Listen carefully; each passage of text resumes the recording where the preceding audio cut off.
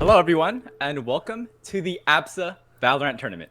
My name is Jayvee Soriano, your APSA historian, and I am very excited to announce that for tonight, I will be one of your shoutcasters, ready to take you on this adventure of quality Valorant competition.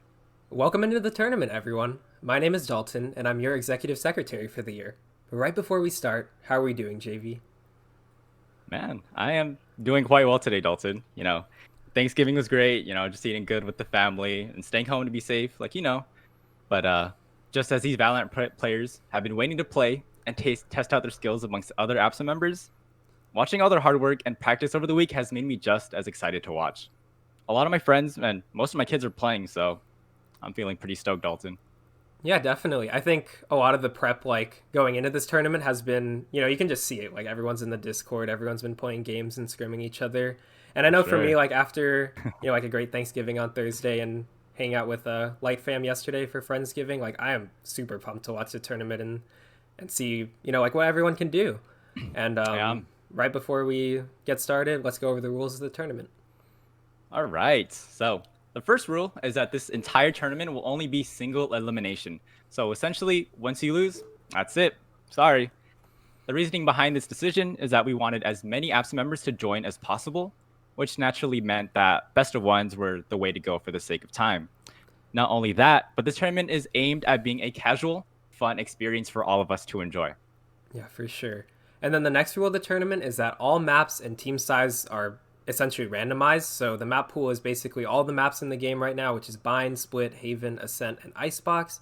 And then team side, attacker or defender, is also randomized by board members in the game. So please listen to the board member in charge of your game so things go as smoothly as possible. All right, next up is a rule regarding the situation of a match reaching overtime, so 12-12. To allow for the most fair experience possible, teams will alternate playing rounds on attack and then defense until a team claims victory by being up by 2 rounds. And then another rule worth mentioning is that personally streaming your own match is allowed, and also we actually encourage that, but we recommend a delay of at least 2 minutes. And if there isn't a delay, then the streamer and the team they're on accept the consequences of that. Mhm. As usual, for any team game, any form of cheating, hacking, exploits, intentional use of in game bugs, etc., and stream sniping other players or teams is strictly prohibited. Any player who violates this rule may be disqualified. And then the last rule we have set in place is that everyone should exhibit good sportsmanship and maintain respect for one another, players, and the board members. Simply treat others the way you want to be treated, and any sort of behavior that is deemed inappropriate, offensive, or etc. will lead to warnings or disqualification. All right. With all those rules and regulations finally out the way, we are absolutely excited to now take a look at the teams, the players, and the tournament bracket. Yes, so here we go. Here's the entire bracket. You can see that on stream. There might be some issues with how that looks, but um, essentially, let me come back to the caster screen. So essentially, we're gonna have the entire bracket, which actually didn't load, but I think we will grab that. But for the time being, we'll just talk over on the screen. Mhm. So you can keep discussing some of the stuff, Jayvee. Okay, so the teams that we were gonna mention. So the first team is they're called Pogger Woggers actually. Their players consist of Peter Lee, who is a diamond level player, so he's pretty high up there. Next player we have is Kimo Dariano, who is around gold 3, and then we have another player Haiti, silver one level player. And then the next player we actually have one of our board members playing in this tournament on this team, Johan San Diego, our activities co-coordinator, around bronze 3, silver, low silver. And then the last player we have is Jules Salbibia, who we know is, Dalton's Dalton's special someone. Yes.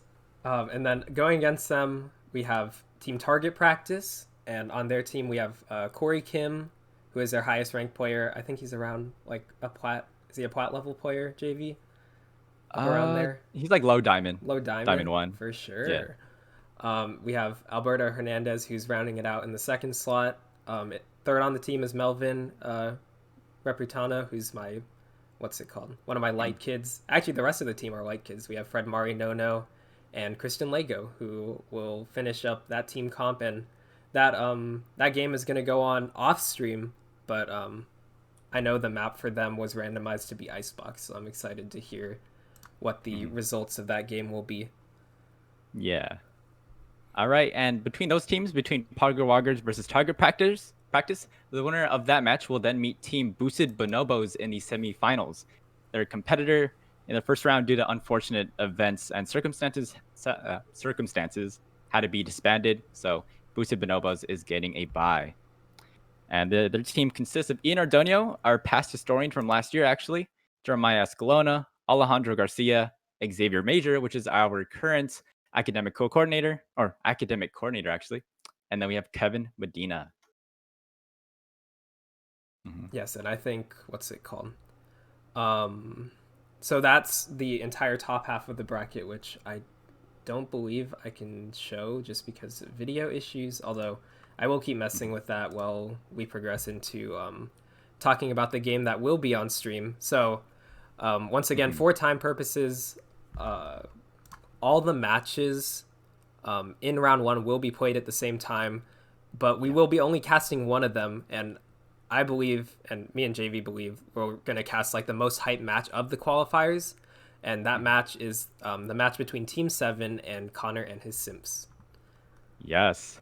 Now let us explain to you why we think this is the best match to start off the night with. So taking a look into Team 7, which I'm pretty sure is a Naruto-related name. Team 7, Sakura, Sasuke, Kakashi, Naruto, starting off that roster is a diamond-level player named Kenneth Amog. I've known Kenneth Amog since high school, and that man's always playing some type of first-person shooter. And back in CSGO, actually, or back in high school, when he would play CSGO all the time, he was able to achieve the rank of Legendary Eagle Master, which is like 2 ranks away from like the very top rank. So now in Valorant, even though he's not like an active player, like Kenneth Amog is for sure going to pop off in whatever game he's playing. Next up is my own spouse, actually, Erwin Rivera, also known as the legendary Minecraft YouTuber, Force Hacks. We all know that Erwin, he's an absolute gamer, and he can be really competitive sometimes. But yeah, like, when I played against Erwin in Valorant, like, he is pretty scary. It's not fun playing against him. Moving further down the roster is our very own VSA Vice President, and the man we love to see at external orgs during GBM. We have Min Hoi Fam. The times that I play with Min, he mostly uses Omen, and he for sure knows how to use that character very well. He knows the smokes, the teleports, the flashes, etc. So yeah, Connor and his Sims better watch out. Next up, we have Vice President from CSU San Marcos VSA, actually. We have Kyle Nguyen. We are extremely thankful to have him in APSA and in the Valorant tournament. But for sure, I know that Kyle, he's definitely looking out for blood and victory. And then last but not least, we have David Manolo completing the Team 7 roster. David is very much a gamer, as I've seen his league streams doing scrimmages with other teams and all that good stuff. So David's someone that can be very competitive, and he will bring out results for sure. This is the entirety of Team 7, and yeah, they look like a very terrifying roster, actually. Yeah, and I think, what's it called? I think we will really see like how ruthless they are against their competitor, Connor and his Simps. So facing up against Team 7 is this roster that we have on screen. And the name of this team is a direct reference to their highest ranked member on the roster, Connor Poon, who's a high schooler, and he's already reached the highest rank in Valorant, Radiant. And I'm sure that myself, Jayvee, and everyone here with us watching the tournament are going to be amazed watching this game because of his game sense and his aim and, what he's going to bring to the table as a Radiant player. For sure. Next up on the team, we have Brent Capili, who rounds out the team in the second slot. And with Brent supporting team composition with his picks, usually he plays Phoenix for flashes or Brimstone for smokes. I expect that both Brent and Connor are going to be competing for that top slot on the leaderboard for Connor and his Simps. And then in the third slot, we have Vince Canales, Jet main, who I suspect is going to be like getting the most important picks of each round with his mobility and his positioning on his character, who I know for a fact he's like very experienced on. I've seen that firsthand. In the fourth slot, we have Richie Mong, who plays a strong defense with agents that can stop pushes in their tracks. So usually you'll see her playing Sage or Raze, and I think that her gameplay on defense on the sites is something to definitely watch out for. And then finally, we have my spouse in Light Fam, Jeffrey Gongsu, who plays Sky and Killjoy. And I think that for him, coming into Valorant from a completely different hero shooter in Overwatch, I expect nothing more than some solid flanks with the Bucky. For sure. Connor and his Sims have the chance to win it all. And really, it starts here in the qualifier. All right. Now that we are all done talking about the teams, it is time to get into our very first match of the APSA Valorant Tournament. To the viewers, I hope y'all are as excited as we are because this tournament is going to be absolutely insane. Yes. So, all right, let's get started. Let's get into the champion. No, not champion. The agent selection screen. Wrong game. Yes, my bad. Sure. So we're going to get started. So we are now telling the two teams that we are starting. Let's get started. Good luck, have fun. Yes, good luck, have fun, for sure. Let's see. And we now have the game on screen. We will be playing on Ascent. This is the first match of the qualifier in the bottom of the bracket. And we are out here on Champ Select right now. Or rather, Agent Select. Agent Select. This is not League of Legends. Sorry, I'm sorry. You know, you just can't resist. They call them different things in every game. Well, right now we can see all the picks being selected on screen, what they're thinking of playing, and what they're locking in. I know Kenneth Amog, he usually plays, or Kenneth Amog, that's Ken A on the top left of the screen. He is he's the Cypher main. And just playing with him, he usually stays on site when he's defending, and he's like he's very like, I guess not slow, but like suspicious of rotating very early. Because sure. You know, he holds down his sights really well. Yes, and I think some of our predictions when introducing the teams have definitely come true. We see Richie on the Raze. We have Jeffrey on the Killjoy with that Bucky icon. And since they're defending first, I think this is their chance to come out in the lead. And yes. And really it will be a top frag battle. So I am going to come out to mid. Right now we see the attacking team looking for a B push. They're prepping there. We'll see if they split up towards mid. What do you think, Jayvee? Yeah, they're definitely going for this B main push. While as you look on the defender side, we have 3B, 2A. I don't think Team 7 is ready to see, you know, 3 people on this site. Like, no one's holding mid, actually, as we can see here, because as we see, Juicy Negs, he is holding in the market position. Well, typically when I play a set, I'm always that mid player, which is, you know, honestly not the funnest. We have Richie prepping the grenade, and we have a lot of damage coming out onto the attacking team right now. But they are on this site. We are looking at Connor's screen, the Radiant level player. He's going from behind, trying to catch out, trying to flank from the back, knowing that all 4 players are on site. He goes down to Kyung Yu. But we have another peek from short. Oh, force hacks with the right click on the classic. He deletes Juicy Negs from the team, or from the map. You know. That's one good pick from Jeffrey. And on this flank, which I mentioned, like, this is kind of Jeffrey's thing and Jeffrey's playstyle is to flank. But in this situation, he'll want to save. And I'm sure that his team communicated to him that a lot of them are lit up from this engagement from before. So I think he has a chance to get 1 or 2 more exits if that's what he wants to do. Yeah, looks like he leaves and saves his ghost that he picked up, knowing that this 1v4 situation probably isn't going to be in his favor. All right, that's the first round of the APSA Valorant Tournament. We have Team 7 getting the best of Connor and his Sims, actually. Yes, that solid rush push is probably going to be a staple of their gameplay since it did work for that first round. And maybe they're going to change up some stuff on the sites because we have Connor, who actually went to A this round, so that might be a predictor of what they think is going to happen. And maybe, we know Connor's not walling, but we see that game sense because he is at A, and they are preparing for an A push. Yeah, that's going to be an A push. I don't think Connor knows there's going to be 5 people coming in. He also force-bought the Stinger, out. So this could be... He force-bought, he's crazy! He's about to spray down, he gets one headshot! He goes invis, or not invis, but he goes invulnerable, getting out of there.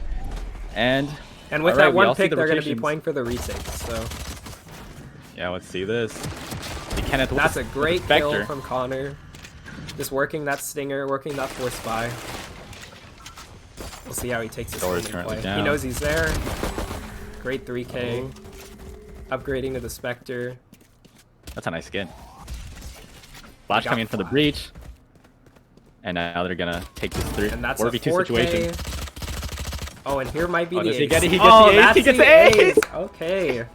That's the force by ace, and that superior game sense from a higher level player in full effect. Our Radiant level player, the highest ranked player in this tournament. Absolutely putting in that work. And now I think we're gonna see from Team 7 like some changes in their gameplay. I'm not sure if they're just gonna attempt the full rush again. We see them here, grouped out of A again. They're going A again. Going A again, knowing that Connor is on A site from last round, so I guess they have the confidence to go in, even though they only have classics. And Connor gets 2 kills already. But he might not make it around this corner. Oh, he made it. And another, what's it called? Another hold, another defense round with the Sova kill. Oh my gosh. Connor, he's going insane on Team 7. That's the true synergy of Connor and his Sims. And for Team 7, I think, you know, that was a save round for them. If you look at their economy, like they will be buying this round. This will be the first full buy round of the tournament. So we're going to probably see, we do see them coalescing outside of B. So it seems like their rush strat is working and it's kind of what they're relying on. But we have, we have Min, Hubu lurking at mid. Probably going to try to get a pick on Cat. Let's see what pick he can get. Assuming he's going to smoke at that mid. Oh, he is smoking at market, actually, so. Richie is the player on site for Connor and his Sims. And she gets 1 pick right here. Gets stunned and gets traded, so she does trade herself. We're going to have the spike plant from Irwin. And this retake in a 4v2. I think really pretty easy. Yes. Yeah. I think this short push from Connor is probably going to get a pick. And that's the intel you need right there. Although it is a Team 7 all goes down. Yes. And Connor and the Sims get the defuse, putting another round on the board. Going 3-1. And that was a big round for them because they did full buy. That was a perfectly balanced economy round, and now it's disrupted. Yeah, it's. I know we're only 4 rounds in, but honestly, it's not looking too hot for Team 7 right now. Yes.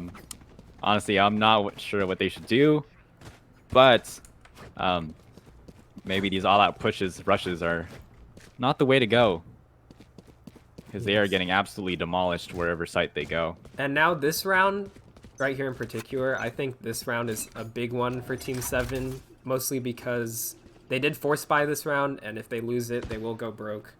They will have another round in the hole. Yeah. But they are playing a lot slower this round. You can see them just kind of trying to slowly progress throughout the map. Looks like they want to get some picks. And then Connor takes that duel with Kyungyu, and he wins that one, getting the better of that trade. Jeffrey goes down at mid, so now mid is wide open, but we have rotators there. All right. And a trade on Cat from Vince. Now in a 3v2 situation. Bomb is going down onto B. And Irwin does have his ult, so I think there might be an opportunity for a clutch situation here from Team 7. Oh, I just noticed Irwin's playing Breach, actually.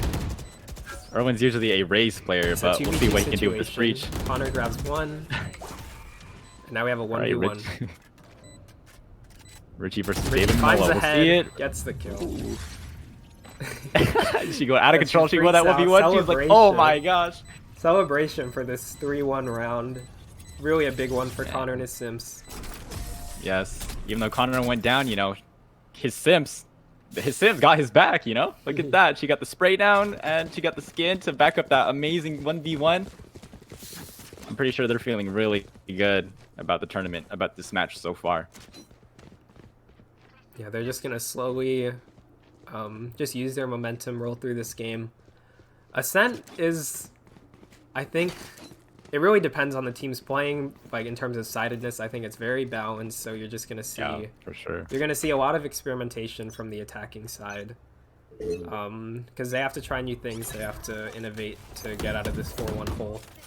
Yeah, for sure. We see on their team, on Team 7, you know, they have a lot of flashes, actually. They have 3 from Breach, 1 from the Omen, and 2 from Reyna. So we'll see if they can make use of their utility to get on the site, which they are getting on the B site right now. Force taking that 1v1 with Juicy Negs, getting the best of that one. Yes, and then trade's happening at mid. Force goes down to Richie. It's one tapped. Or not one tap, but you know, gets headshotted. And Richie has a 1v1 on the site. Oh, and now we have Jeffrey in a 1v2 situation. But he does know where both of them are. We'll see how he plays this. He knows one's on site. He can hear the footsteps of one in outside market, so we'll see how he plays this one. Even though he's mostly a Bucky user. Prompt. Yeah. But he will have to go before the spike runs out. Oh, that's very unfortunate timing right there, but you know, he'll get picked off by David Manolo. Had to hold that from 2 angles. It was a very close, what's it called? Very close round, but you can see that, like in terms of the fights, like they were split up across the map, and they were really skill duels. So.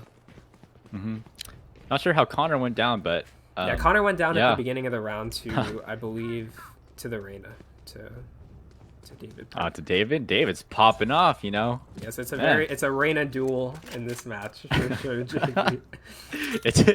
I forgot what rank David was, but you know, he's pulling all stops against this Radiant player. Yes, and Connor probably knows that there's at least 1 or 2. He's playing back now, I think, because of that engagement, so he's adapting to how they're playing. That was a really smart move, actually, using that flash to see like who shoots it down. Wow, I've never thought of doing that before. I kind of like that strategy. And then we have smokes coming down from Min onto A site. And we're going to see a slow push, some counter smokes. You can see that they left B. Connor and Sims left B completely open, but they're starting to rotate back because there was not a commit from Team 7. And I think here they just play out the time, but they have to make a move at around 30 seconds so that they can guarantee a site. Or at least guarantee the chance for a site.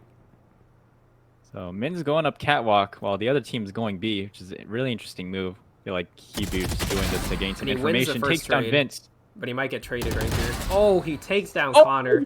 Takes down Connor, he headshots him. And there's one more in garden, so he will have one more fight to take. Yeah. If he finds it. Does not find it, he gets picked off. So but the team does take B and trade for 2, so. Yeah.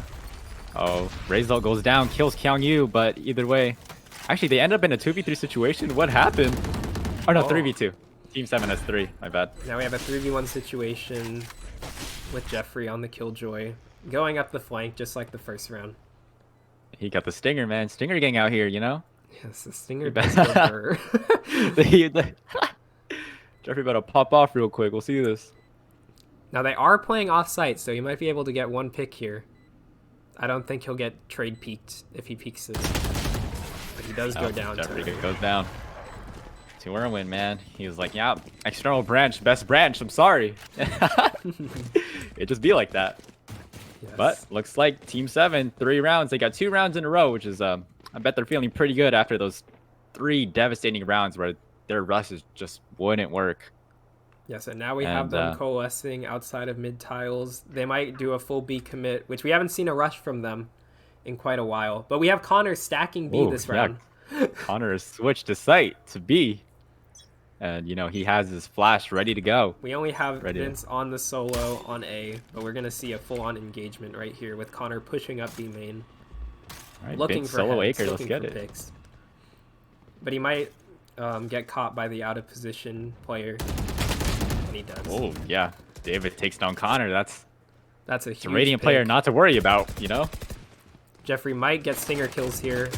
Misses the shots. And we have a 1v5 situation. 1 trade right here. That's 1 good pick. And they go down. Gets double peeked.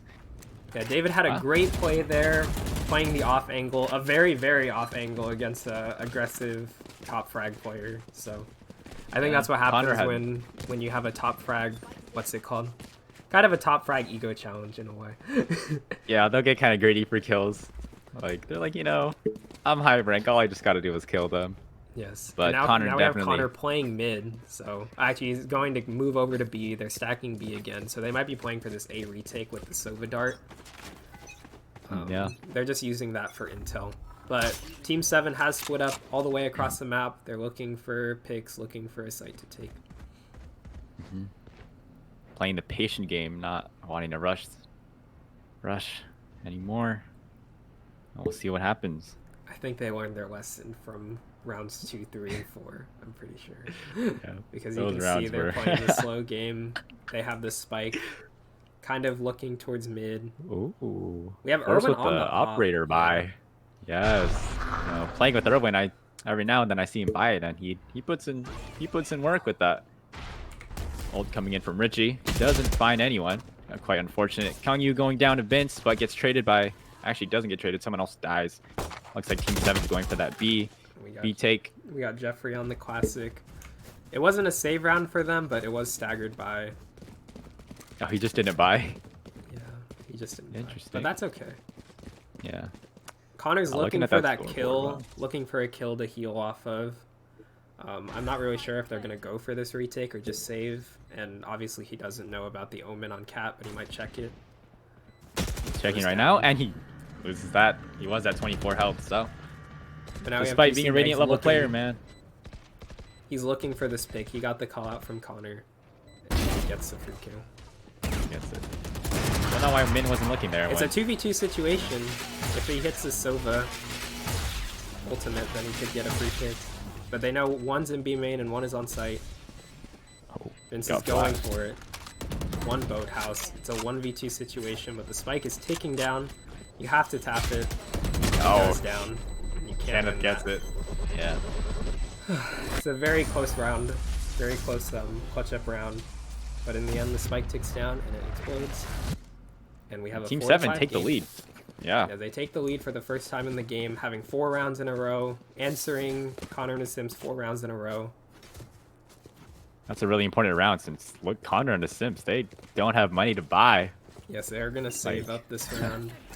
I know Connor was killing it with a stinger earlier, so let's see what he can do with it this time. Yes, when but they're down one just round. the way that Team 7 has adapted to not overcommitting to a site, you can see how that's affecting their gameplay. It's been going very well for them. Vince using his drone to seek out whoever wants to push out A, but the ping. Connor gets the pick. Yeah. And they're gonna fall back on this, I'm sure. I feel like I've been seeing Vince a lot, like, support Connor. Like, I always see the two together. It's really interesting. Yes, they've been working the sites together, absolutely. And we have a take on B. Now we have a 2v3 situation where they own the site. Yep.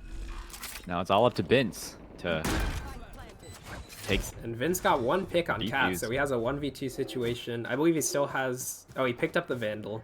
So he has a completely fair 1v2, but they have both ults, and now they have the intel. It looks like Fortax wants this kill. Look at this. He's hiding in that corner in B main. Will he check this corner? We have Kenneth, you know, baiting him out, and they will both double peek. And he gets close with the flick, but it's not enough to win that 1v2. Very hard, very tough situation. Yeah. Regardless, if he took down Force, Kenne would probably be there to trade that kill. So, Team 7 with another round. Respectable. Yes, and like I mentioned to you, Jayvee, I feel like Ascent in general is a very... It's just like the sidedness of the map is very balanced, so you're kind of seeing like maybe some of our viewers in the audience would be like, oh wow, they're winning on attack, but this map is like defense sided or the other way around, so we're just seeing like some very interesting dynamics playing out. We have Connor at mid with the op this round. Oh, but Min is going to smoke. He does smoke mid. And Connor does go for the pre-fire. That would have been perfect if he pushed. Looking B main. Find anything. Let's see what happens. Ooh, very close. Misses that shot. Man. And if we watch Richie hiding in Cubby, close spray. Almost got it. Praise doesn't find anything, but Connor finds one mid, taking down Min. Very unfortunate, but we are now in a 4v4. who knows where Team 7 still wants to go. And they knowing look that like Connor they're is rotating to A after the B call of Connor, but he's already mid.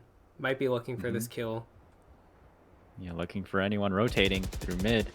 Here's the Knows bullets that from the Kyungyu is Phantom. on the right. Knows he's there. I think he hears that reload as well. So he's just gonna hold this angle. Misses the first shot. He misses again. Might get swung on. Like Ooh. off screen, they're going for an A push on A, and looks like they'll probably get the plan off as no one on Connor and the Sims are really holding that. Yes, we have Irwin planting again. Designated spike carrier is pushing, planting the spike, getting sights. We have flashes out on Connor, who still has the op. He's throwing out flashes everywhere.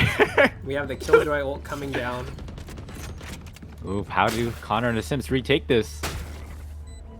They do have 4 members, but still, Yes, they're all holding after prime Jeffrey position. uses his ults, we can see that they're pushed off site. This might be a big kill right here.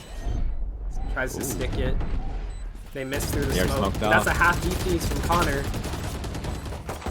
Ooh, and we got Jeffrey getting 1 kill, 1v2 situation. It was very, very close on the retake. That ult was big for, what's it called? For Trashguini's Killjoy ult, but it wasn't enough to win the round. Wow. We are now in the last round of the first half, and we'll see what Team 7 can pull off in the attacker side. As definitely, they want as much rounds as they can get on attacker sided, because yeah, attacking can be very difficult sometimes. Personally, I'm not a fan of attacking. Yeah, no, I think me and Jayvee are opposite players, because I know I'm an attack player, but my defense, sometimes I just get swung on. And you can really see, like, with David and some other players on the team, they've been playing a very smart attack, waiting for weaknesses, slow pushing.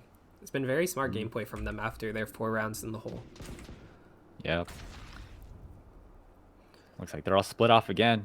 Yes, they're splitting up. Really They're trying to win anywhere. their duels. You might find this pick on Trashguini at Generator. Sees the Killjoy. But we have a push on to B. David does not know that that Richie's here. Oh, now he does with the in boathouse. Yeah, I thought I was on in that box corner. Kyungyu does get the pick there for a second. on Trashguini at A. We actually have the spike plant at A, so we have a completely split up map right now. Yeah, 3v2, but they have it on the other B. side. And we have a Cypher ult coming out, so they have the intel they need, and we have an op in A main. And he'll be peeking out into heaven to see what he can find. But fortunately, Reyna flash is there, so he won't be peeking yet for a while. That's a big pick flash. Now we have a 1v2 with the op. That's 1 pick coming down. Almost gets the second one. Yeah, Connor takes him down and he gets that defuse. And that's the first round put up by Connor and his Sims in 6 rounds. Oh my gosh, in 6 rounds. Oh man. So we have a very interesting game coming into the half. Sides are swapped now. Yep, 5-7. Let's see what Connor and the Sims can pull off on the attacker side. Will they rush or will they split it off? Who knows? Knowing that if they split off, they might not, all of them might not win those duels, as we can see on the attacker side, but who knows? Yeah, so we saw some very well-rounded play from Team 7, and you can kind of see that on the leaderboard that the top, honestly, all of them have very close kill counts. There is not that much variation, but you can see that gap building up with Connor and his higher level gameplay. I don't know if anyone saw that in the all chat, but we can see Huibu. He's like, Connor, I'll buy you in and out if you go right now. And no, as tempting as that sounds, I think Connor wants victory. And you gets the raised grenade out, gets hit by the Sova dart, and Connor trades that. And Connor's gonna be aggressive, push through the door. Ooh, almost gets the right click on the classic. Wasting all his bullets, man. Trashguini playing the door, 4v4 situation comes out. Oh, and he gets peeked and killed from heaven. Yeah, I don't think he saw that one. And a push from the door as well. Very close, but that 4v4 was lost for Connor and his Sims. They had a good 2v2 at the door and from heaven, or from rafter. So that was a big round from them. Yeah. Absolutely. And we'll see if Team 7 decides to force up here, and most of them do. They have Spectres, They're ready to secure the round. 3 Spectres, 2 Marshals. They're taking the initiative here, trying to pick up and go 5-9, and maybe take that momentum all the way. Is that 2 Marshals on the side of Team 7? Yes, they have 2 Marshals. Oh, we have a Spectre now. No, he sold it. Interesting. We'll see what Force can do with this Marshal. Not a buy that I often see from him when I play with him, but knowing he can use the Operator, it'll be the same result. See if he can tap some heads if they do buy armor, as it's not. And we have Min on the Spectre using his smoke, trying to push up mid, at least get some intel. But they're doing a slow push this round. They're not being super aggressive. Maybe they're taking a page out of Team 7's book, but we have a pick in mid, or in B main from Connor. Yeah. Taking down Kenneth. Who did force buy the Stinger for a second round, so we'll see if that comes out and makes a difference. He's always forced buy. Guess he loves the Stinger, man. We don't know. Yes, we do not know.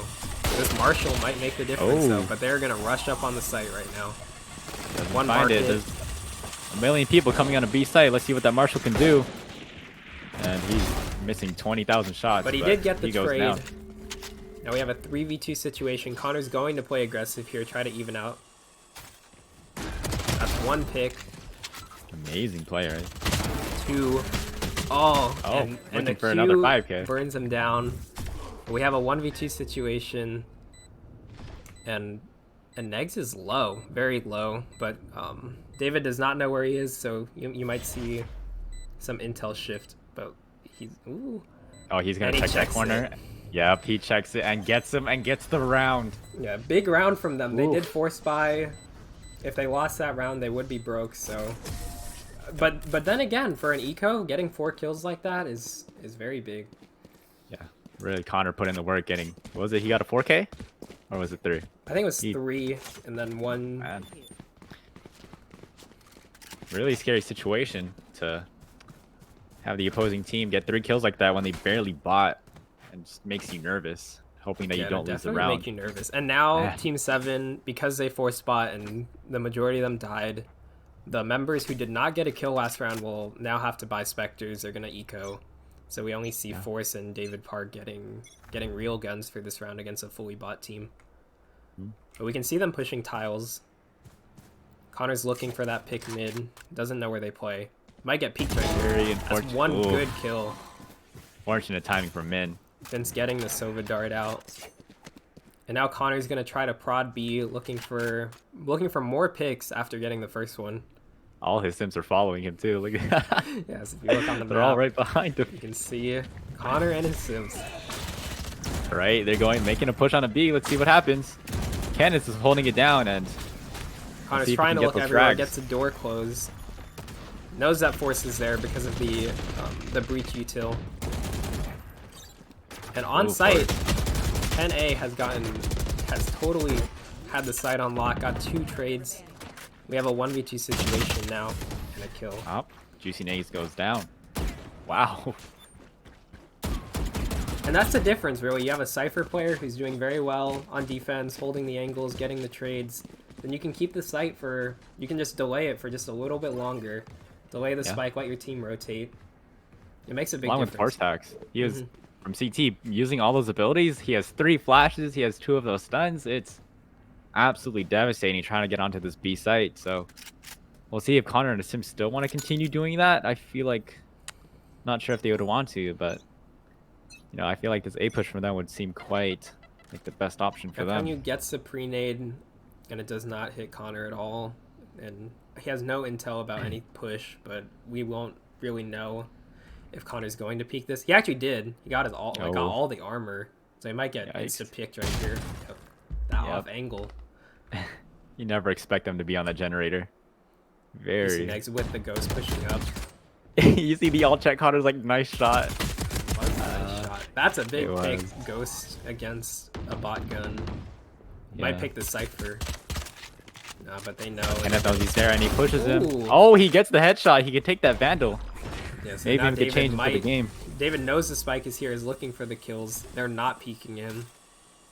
They might not know he goes into wines, so he might outplay them here in this situation. What will Connor and his Sims do to retrieve that bomb back? But he peeks. Yep. And now they're gonna retake the spike 2v2 situation. And Force has not rotated yet, not rotated all the way. He will be there if they do decide to push this. And now they know that both the players are there and they're trying to decide what to commit to. Goes down. Yeah, 20 seconds. They have nowhere else to go. But Goes down Kyle on the raise. Kyung-yu getting 2 kills. Not even needing the help of 4 attacks. Yes, but that utility was making the difference. They had the intel, and I don't think they thought they could make it to be in time, so they committed. Wow. In the blink of an eye, it's now on Team 7. It's 11-5, and you know, Connor and that's a his huge Sims. momentum shift. That's a huge momentum shift. They decided that after 4 rounds in the hole, 1-4, they made the difference up, and that was everything. Yeah. And 2 more rounds for Team 7, and looks like they might make the semifinals. You know, thinking that Connor and the Sims had the Radiant player. Really think that having that a full B push player would just, you know, make the difference. And they're already fully rotated, except for David on Reyna. But he is going for the flank, looking for these kills. He has 22 to Connor's 24. This is a risky peek. He's gonna peek it. Oh, he goes down. 3v2 situation now. They're gonna commit to B, it looks like, from main. Min gets 1 good pick, but he's not looking mid. Pushes the smoke very aggressive. Goes down to Connor. And they're gonna take B. Forsax is here. Maybe he can get 1. Takes down Connor. Takes down Juicy Nicks as well. And now we have a 1v2 situation on the site. Ooh, gets hit by the Sova Dart. Hit through the wall. Armor chip down. That's a good ult from Irwin, though. It hits both of them, but he doesn't know that. Yep. He's just looking for these kills. Connor and Sims don't even want to plant. They don't have the bomb. They just want to take down Forsax to win the round. Takes the other side. Kills Chashguini. That E does not hit. It was very, very close. But that push-up speedway just made the difference. He didn't hit the E. And all the intel was on the side of Connor and Sims. So they pick up a round after multiple losses, multiple successive losses in a row. So they do have the momentum right now. It's up to them to decide how they want to use it. Maybe we'll see. Maybe they'll pick up their gameplay after that. Their first win on offense, actually, on attacker sided. Man, they lost 4 rounds in a row, which probably doesn't feel too good. But after finally getting that victory, we'll see what they'll do this time. And now they completely stacked A, so I'm sure that was the read from David Parker, one of the shot callers, but they do not know. Connor's still playing this very slow, but that smoke does give them away. Oh, and they're gonna take the site very slowly, but they gave it up completely. Connor and the Sims don't know it yet, but they're about to soon find out that no one's here. They can just get this free plant and go into post-plant positions, and you know all they have to do is hold. Don't really have to peek or anything. Yeah, absolutely. Although they are playing close on the site, they're looking for trades. Oh, Raze going ult off. From Richie. Doesn't find anything, unfortunately, but we'll see how Team 7 retakes this. Reyna flash being used. Doesn't find anything. 1 trade from Connor with the E. Oh, and the kill from the Raze from the top. Oh, they just man. storm the site, trading each other out. Forsax with the judge, too. Interesting buy choice here. But it works out for him. He gets that running kill from Highway. Oh, they won the thrifty round. They didn't really buy that round then. Wow. Yeah, they completely stacked A on an eco, and it worked out for them in that case. And now we're at match point, actually. Team 7 up 12 rounds to 6 for Connor and his Sims. And looks like we're going to go off to the semifinals soon, actually. I mean, you never know. You might see Connor and his Sims put up 6 rounds. You might see that over time. You never know until it's over. We'll see. You see That'd be Vince really droning amazing, out though. mid from tiles, and we have the rest of his team lurking towards A main. Might find Yubu Min here with his drone. Yeah. Some intel. And he heard some footsteps, so if he calls that out to his team, then they'd know that there's at least a couple people mid-side. Vince again going for this mid push, which has worked out for him. You saw that round with the, I believe with the Ghost. Oh yeah, when he took down Min and someone one else. intel peek. Ooh. Trying to stinger capitalize, again. but that Omen blind is huge. Spike goes down. Trades coming out. 4v3 situation for Connor and his Sims. Ooh. And now that Jeffrey Connor's went looking down, up for looking for this raise kill. Misses the ult. Oh, but flicks Oh. over to the Brimstone. That's the bomb. And that's He the knows bomb. there's That's one the mid. intel. He knows Connor's mid, and he'll have to do anything to protect Grabs a them from spike, getting but that goes bomb. down. One trade. Ooh. Can grab the Now in a spike, 1v1 but we have a 1v1 situation. situation. Cypher was on B, Seconds left. lurking on B, waiting for a push. So now we have the A take. We see it. Kenneth's going down A. He thinks it's going to be A. Yeah, he's And this already will be- rotated. He didn't stay B. He hears it. But he has 4 HP, no armor. 4 HP. This will We'll be... see if Vince gets the better of this one, because this is like, this 1v1 will decide. Yeah, this 1v1 Who gets is to the stay. winning round for Team 7. But their economy, they will be able to full buy next round, so this round is just one for the books. Vince hears the intel from the Cypher cam. He does have ult, so this could be a round. Taps the spike, gets right off it. Oh! Would have He been gets huge it, yeah. if he got the Just took headshot. one bullet. Yeah, just took one bullet from the Phantom Spray. That was the end of the round. One more round for Connor and his Sims. And regardless, since that was, Team 7 didn't really buy that round. So, they have Yes, the now money they now have the to full- buy out. They have the rounds from... They have the economy from their 4-round spree, so they will be able to buy this round as well. You can see some Kongi with the partial operator. buys from Connor and his Sims with the light armor, so we'll see. Jeffrey on the Stinger with his ult. We might have a trade right here, right off the start. Connor versus Kongi. And he gets... Oh, he misses that shot. Quick jiggle peek from Connor. Knows what he's doing. We have smokes going down by GC Negs. They might look for B. Cancels the smokes. They have a Sova ult looking. Hits once. Does not hit the second one though. Have the op look. This might be a pick for Connor. Looking. He's going to check this corner. He's checked it repeatedly. Oh Big, man, big, that was big. perfect. It was right on his head. That crosshair placement was magnificent. Oh, and another kill Oh. against an offer. Huge picks. They're going to go B, I think. Connor probably Connor. shot called that they're going to rotate after 2 picks. He's not ready to leave this tournament. Vince He's goes down in mid to Cypher. and Huibu gets a kill. Yeah, on Connor actually. That's huge for team 7. This is 3v3 situation. We have an Omen ult, which might be used for intel. And we have the Killjoy Trash Titian using his ult, stopping the push just a little bit longer, but they're gonna come in right after this. They're gonna fly onto site. We'll see. Yes. We'll see if Erwin uses some utility. Omen using his ultimate, trying to seek some intel. They probably all know they're all in the back of sight, all in there. So they're all gonna push out together. Trash Meanie gets a unable kill. to trade. And that's the round. That's the hold. Connor and Sim still in the tournament, 8-12. Guess they picked up 2 in a row, coming from 8 to 12 match point. They need 4 rounds to tie it. It is a lot, but Yeah. Team 7 will not be able to buy this round against a fully bought team. And we'll see how they decide to play it this round. For sure. I mean, regardless, if they lose this round, they still have another round to buy out and do the same thing for 11 and for the next other 2 rounds. But you know, I'm pretty sure Team 7 wants to close out this one as soon as possible because it looks like Connor and the Sims have the momentum. Yeah, David's looking. He And- bought the Spectre this round. Might be going for this aggressive buy play. He doesn't know they're all there, obviously.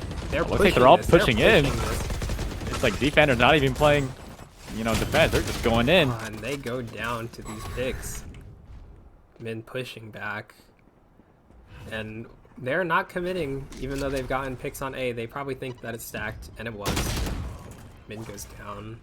Immediately going down. Connor tapping those heads. What a scary player to play against. I could not imagine. My gosh. Yeah, no, me neither. Kyungyu might get this pick on Connor if he catches him off guard, but he might not check it at all. Nope. Now Only we have have the classic Force as in well. a 1v5 situation. Does have his ult, might go for exits. They did force up that round trying to close it out, but it did not work. I really want to see him go for this because he really doesn't have much to lose.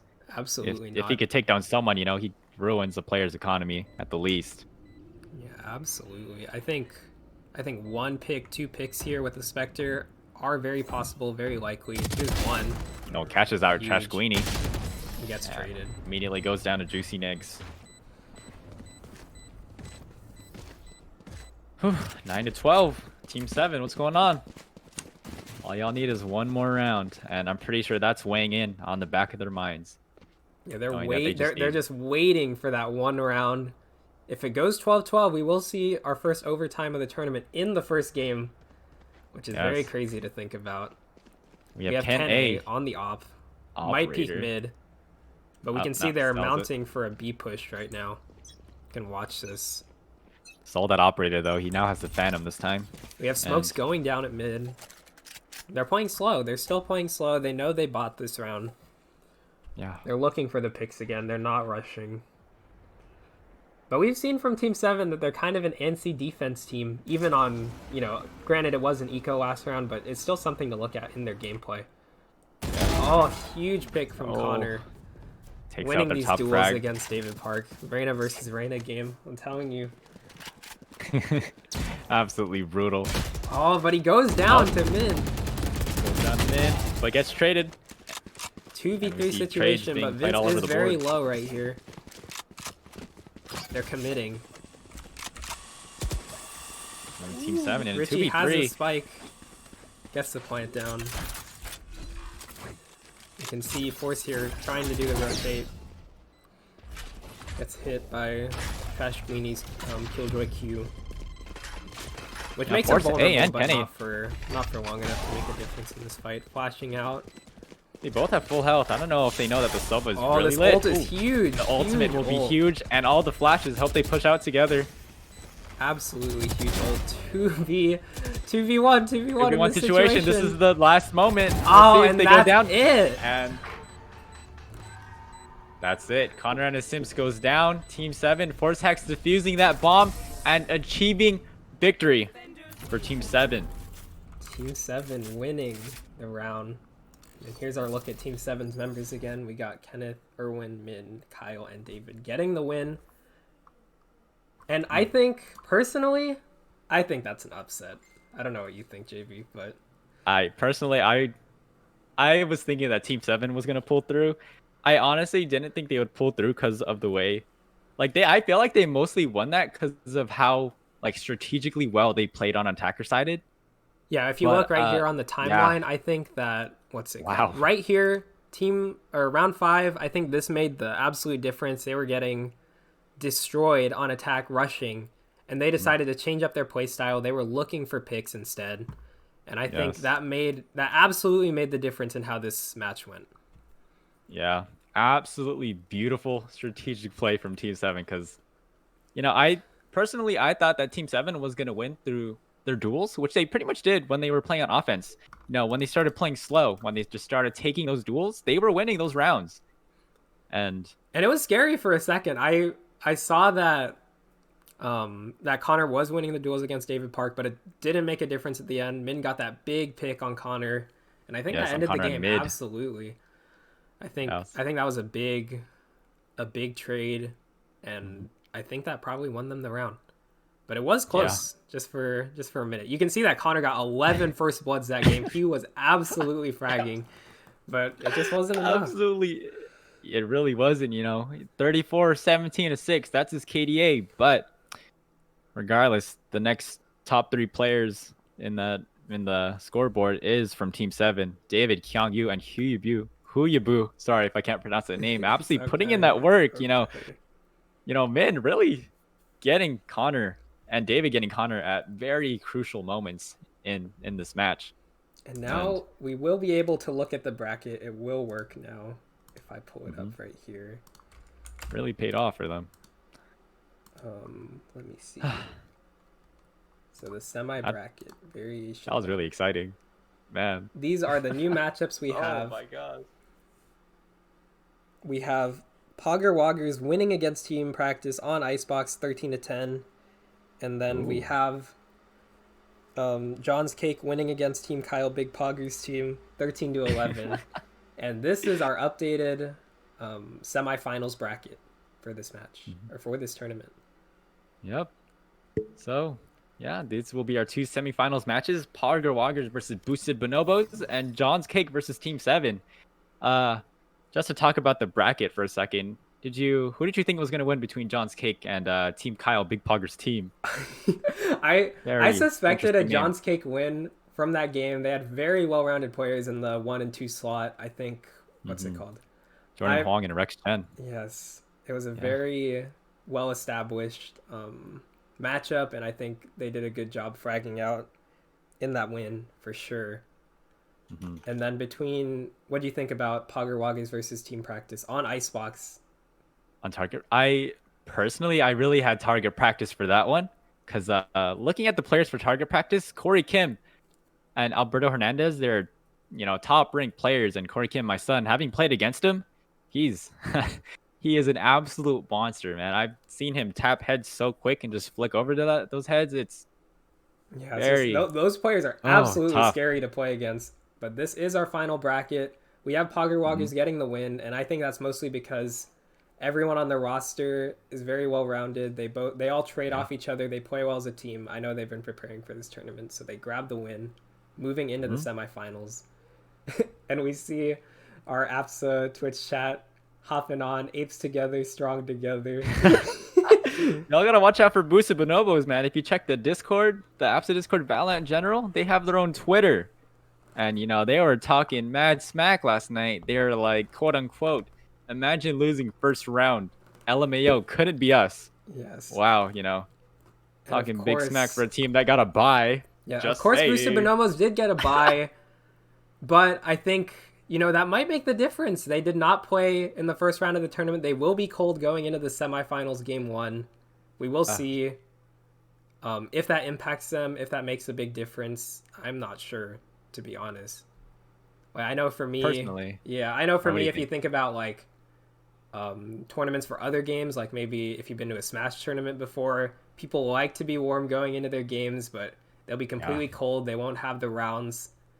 But then again, you might see that, Valorant can exhaust you if you play too many rounds of it. But we will see when we watch that game. Absolutely. And do you have any predictions? You want to hop on the prediction train?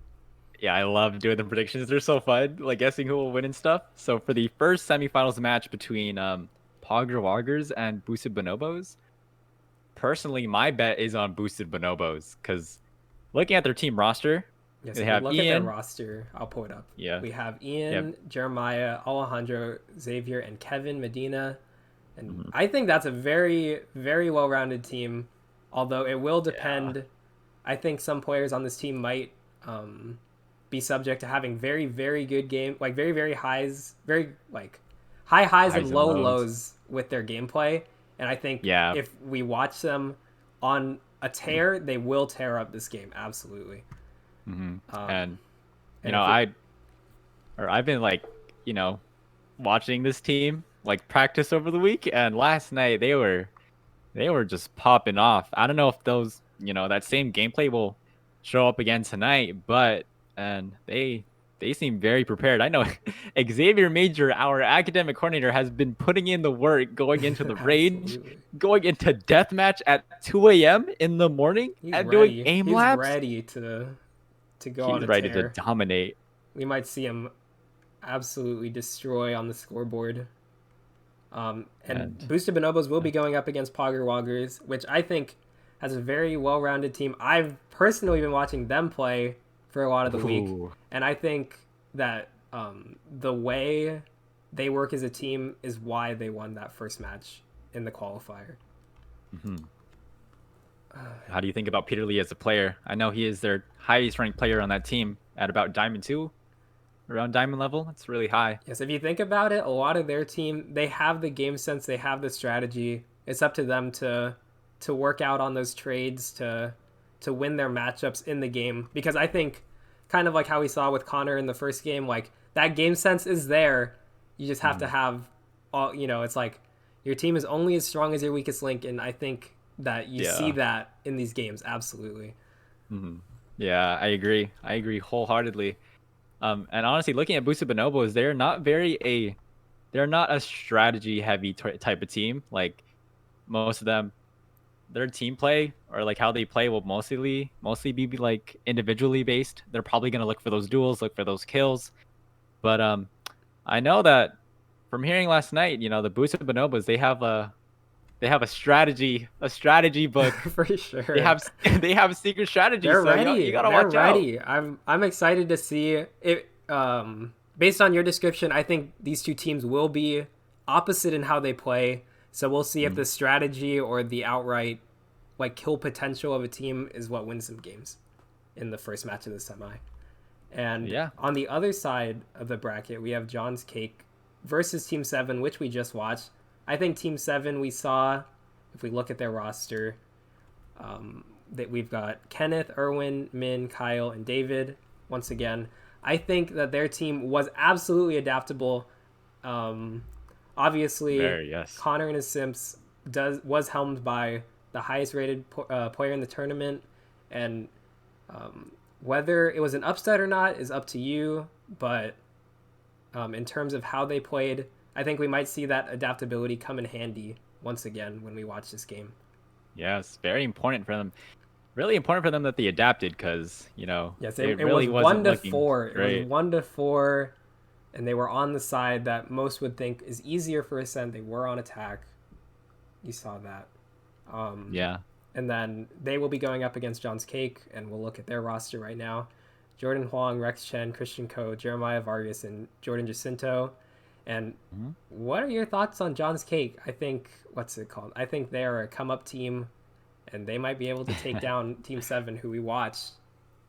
Yeah, I think we've discussed this before, but I feel like John's Cake is the dark horse of this tournament, Yes. in kind of lack of a better term. They came out of the qualifier. I think Yeah. just like Pogger Woggers, they're also a very strategic team. I know that they have high level league players on their team, and that does make a difference in Valorant. It's not it's not all about your aim. Your aim is very important. We saw that, but you have a team that can execute with each other, work strategy. It makes a big difference. Yeah.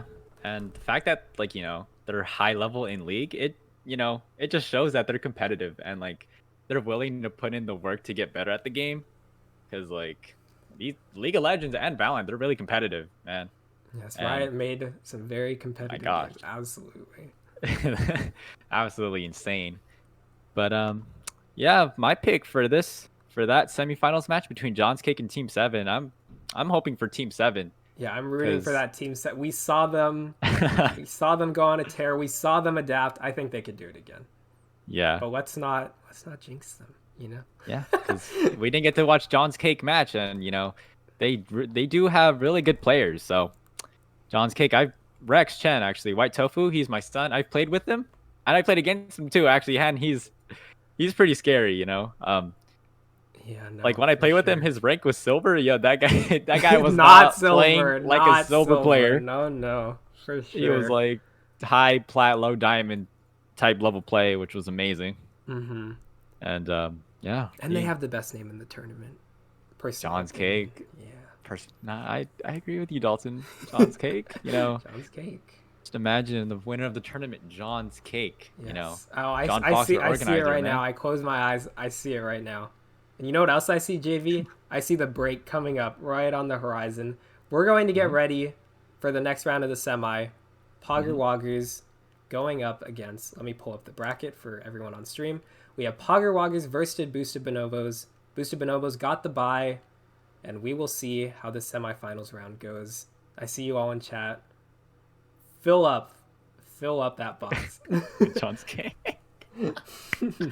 My gosh. So yeah, we will take a break for 5 minutes. So we will all see you again after that. Yes, we will see you on the other side. Thank you for staying with us through this tournament. We're excited to watch the games, and we'll see you in 5 minutes. Yeah.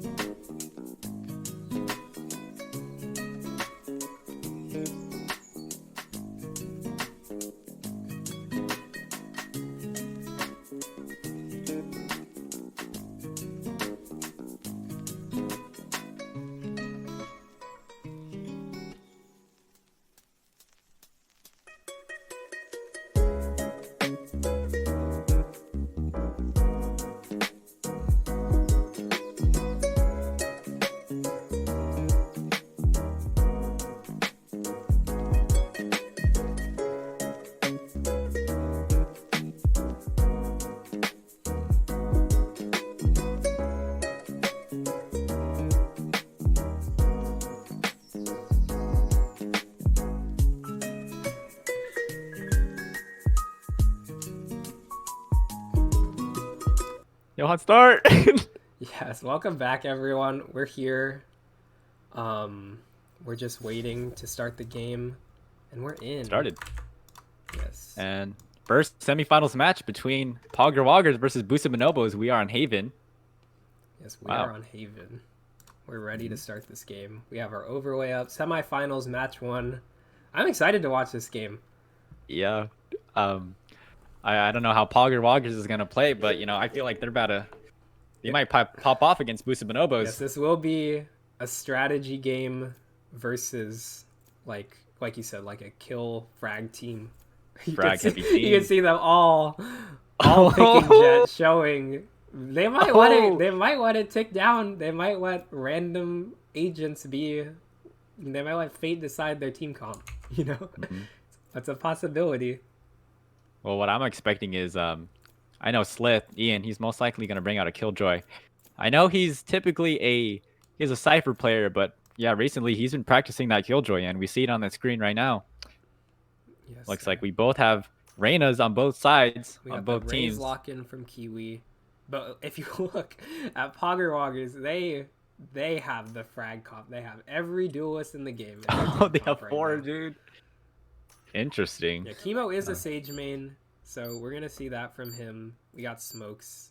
Oh, I mean, we're going to see when they completely lock in. They're deciding the comp, and this is what they went with. Yep. I think it's very interesting to see 2 Sages in a game when I believe that Sage has gotten the nerf hammer from Riot very hard. You don't see Sage as much. Yeah, both sides actually. I'm not sure how or what the reasoning is behind this pick, but I'm able to use her to her full potential. Just not quite as high anymore, honestly. Yeah. But I think she's still just as good, but you know, like when you see how powerful she can be, it's like, oh, she's not that good, you know what I mean? Yeah. The wall is more easily breakable, it's more fragile, and then the duration of the slow is not as long. And then the heal, does the heal fully heal them? I don't think it does anymore, right? I think it's 80 health. I'm not exactly sure on the numbers, and also it's slower. So yeah, if it is a full health heal, which I don't believe it is, but if it is, it's very slow. So yep. Now we see on the map it's split. Not split the map, Haven the map, but they're split up. We have the normal. Boosta Bonobos going for the C long. But yeah, they're looking C long, looking garage. We'll see how this garage push works. And we already have peeking out along, so they're going to try to converge on this from 2 directions. Very common site take. Chemo looking for an entry. Gets hit by the Killjoy. Looks up, grabs a turret.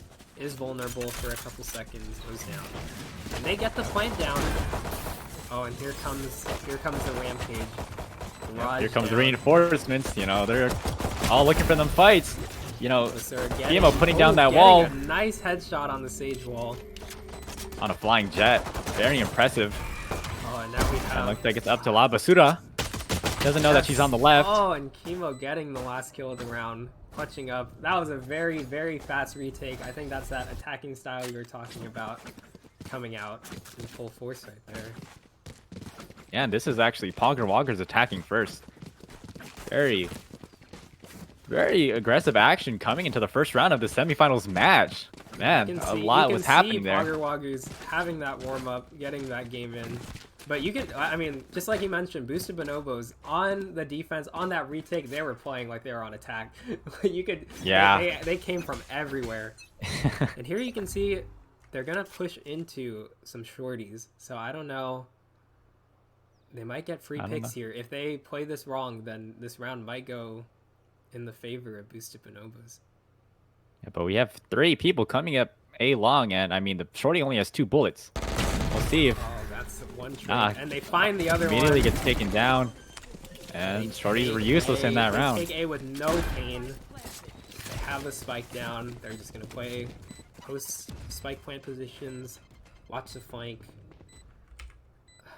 And yeah, Pogger Woggers just now in post plant positions. They don't have to do anything. CT is walled off, so we're gonna see a peek from Ian with the classic though. Jumps out. No, that's just too long. Gets killed jumping out of heaven. Nico, my cousin, was expecting that Oh, one. Johan going down. There's a trade. Oh, and there's the second kill from Jayvee. Yep. And Pogger Woggers with another round. Booster Bonobos all getting taken down. You know, they couldn't hold down the A site very well. Not at all. Yes, I mean, given that they had 2 shorties, but you know, they couldn't even damage them or get a kill or anything. Yeah, from Pogger that. Woggers only lost 1 member in that fight. They will have a staggered buy from... Oh, actually, it's interesting because, you know, they bring in those guns from last round. They will not upgrade, which I think is very common, than not upgrading your guns, but it will be eco versus Yeah, semi-buy versus Booster full buy. Bonobos does have full buy. Yep. Pogger Woggers looking for the C garage push. Reyna out here with the flash. They have Kiwi's to not check that left expecting corner, this. and they get the trade. Kiwi only taking 1. He only had a Spectre as well. So. Ooh, Kimo getting traded. We have Slight walking in these Omen smokes. Oh, he's looking to go behind them, But or goes down, switching his gun. very unlucky, jumping onto those a little platform. But we have a 3v3 situation. Spike is down. Clock's ticking for Booster Bonobos. Oh, fine. loses Someone that doesn't trade. get the kill.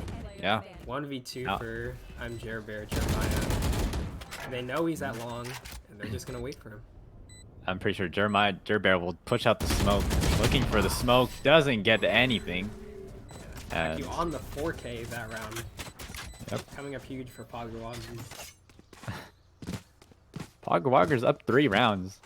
To be fair, I do think Haven is an attacker-sided map. Do you think the same? I think it really depends on how a team rotates for defenders on this map, because Yeah. if, let's say, you see them A, you have everyone come off A, they go C, they will get C, and it's all up to your retake. So this map Yeah. is very big, and obviously you will have the advantage if they commit to a site where you're stuck. Oh, but we get an op kill. Yeah. Nico, my cousin, with the operator buy on the jet. You know, Gets that maybe they're advantage. feeling like Wardell tonight or something, but you know, we'll see what else they can do with this operator buy. Very expensive buy, but putting it to good use with that 1 kill. So, going for this B push because B's open. And Jayvee goes down. Now in a... More Oh, kills also coming out taking from out Labasura. Pogger Woggers. Oh, Yep. might get one more pick. He's been absolutely fragging out on the Reyna. Knows the last guy's move. There it is. 0-4 to Pogger Woggers after an equal buy round. Yep. These rounds are going by very quick, actually. Yes, sir. I'm surprised We're we're already seeing 4 very rounds up. aggressive plays, and you can really see that everyone on Pogger Woggers is they're pulling their weight. They have equal kills. Pacu is leading with the Reyna. Like, he's got 10 kills. He's putting in absolute work. But so is the rest of his team, actually. Yes, everyone is carrying their weight. They have every ult. They can push this momentum, get more consecutive rounds. We will see. But we have 2. We have Labasura watching long. Sees one of them, falls back after the op from Jet.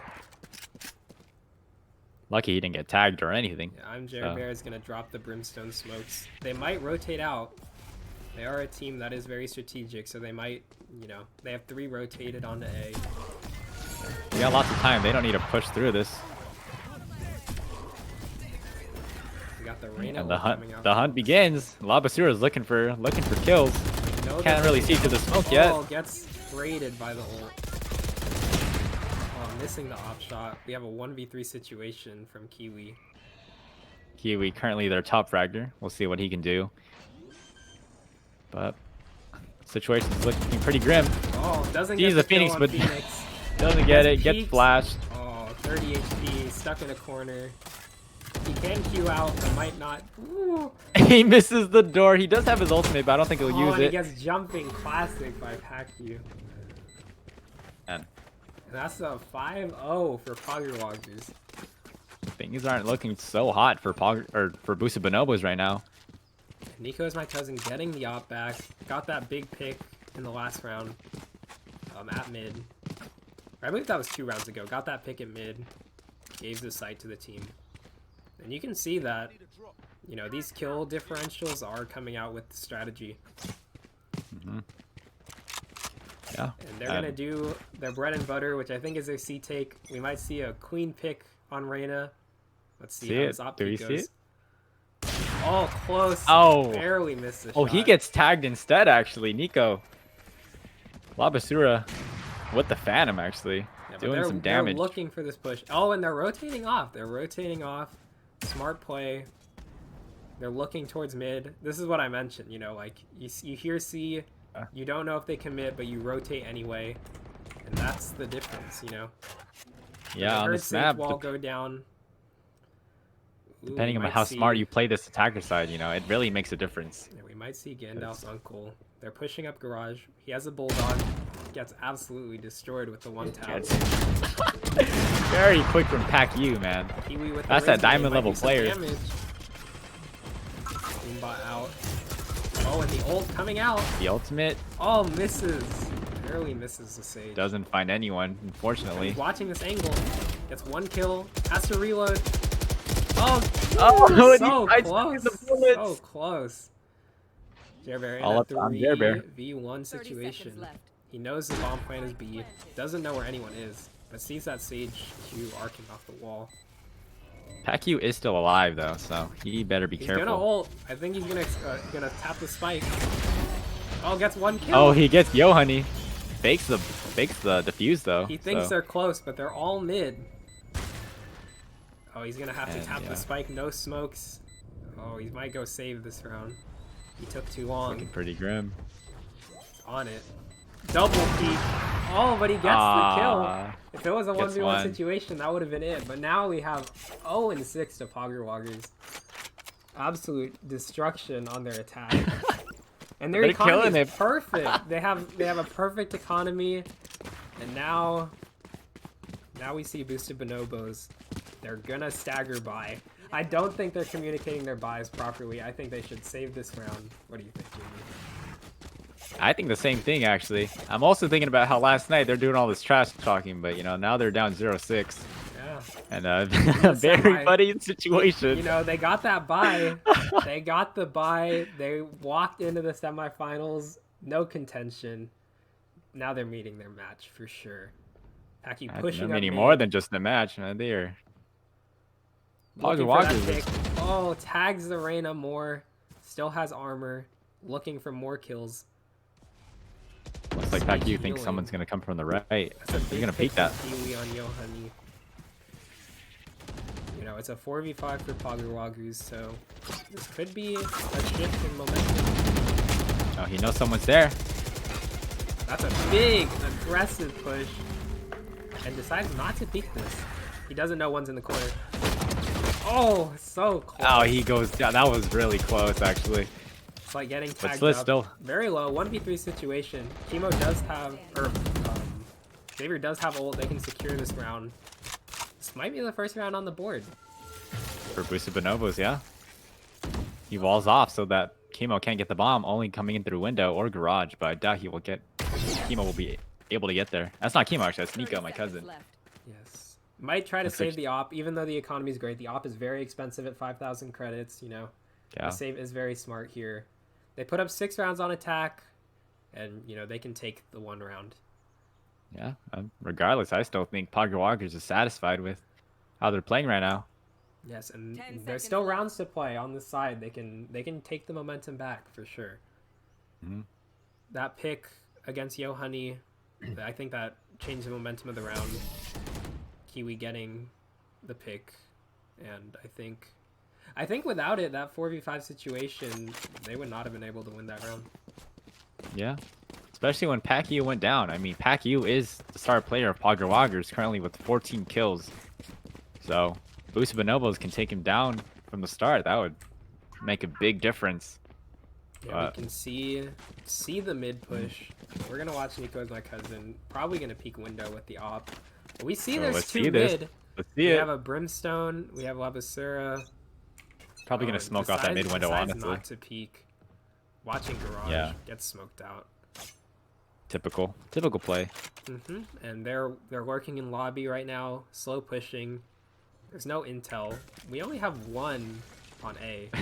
One player on A. He did well off short. On the flank. Oh, they pushed out mid, both of them, Jeremiah and Sora gets Labasura. one bulldog kill. And We have a this is 3v2 the for strategy that Pogger Busa Woggers. Bonobos does. We might see Slight put down the Killjoy. Doesn't. Has his turn on B though to watch for any flanks, but there's still A long. Yes, And this Gandalf's is a uncle very has- off angle. Oh, misses the fancy Misses spray. both shots. Ah, Reyna gets the kill, so she does get to full heal in that situation. We have a, That was a we have really important 2v2, duel but for we them. have Killjoy ult coming out. This might make the difference. They have to plant, or they have to plant. another chance here. Oh, running out of time. Might not be able to get out sight. Don't get the team. Kiwi with the kill. Oh, goes down to Nico. Oh, And that Killjoy ult was putting on the pressure. Really made the difference in that fight. It's like doing some B hops on the spike. I don't know if that's a BM. What do you think? I mean, it's the Busa Bonobos, you know. They know how to trash talk, and they'll definitely show that in game. But they finally do get a second round. Maybe this is the warm up that they needed, you know. Yeah, now Slight is mean- on the op. I know he's comfortable on that gun. I've seen him destroy people pushing him with the op. Yes, Ian Ordonio is an operator player, and Yes, he is. can be terrifying with it sometimes. I think he's a force to be reckoned with. He really plays the Sentinels well. He knows how to play his life out in these rounds. Yeah, We best can support see him player that you'll see mid-take. here. Hacky pushing up towards garage.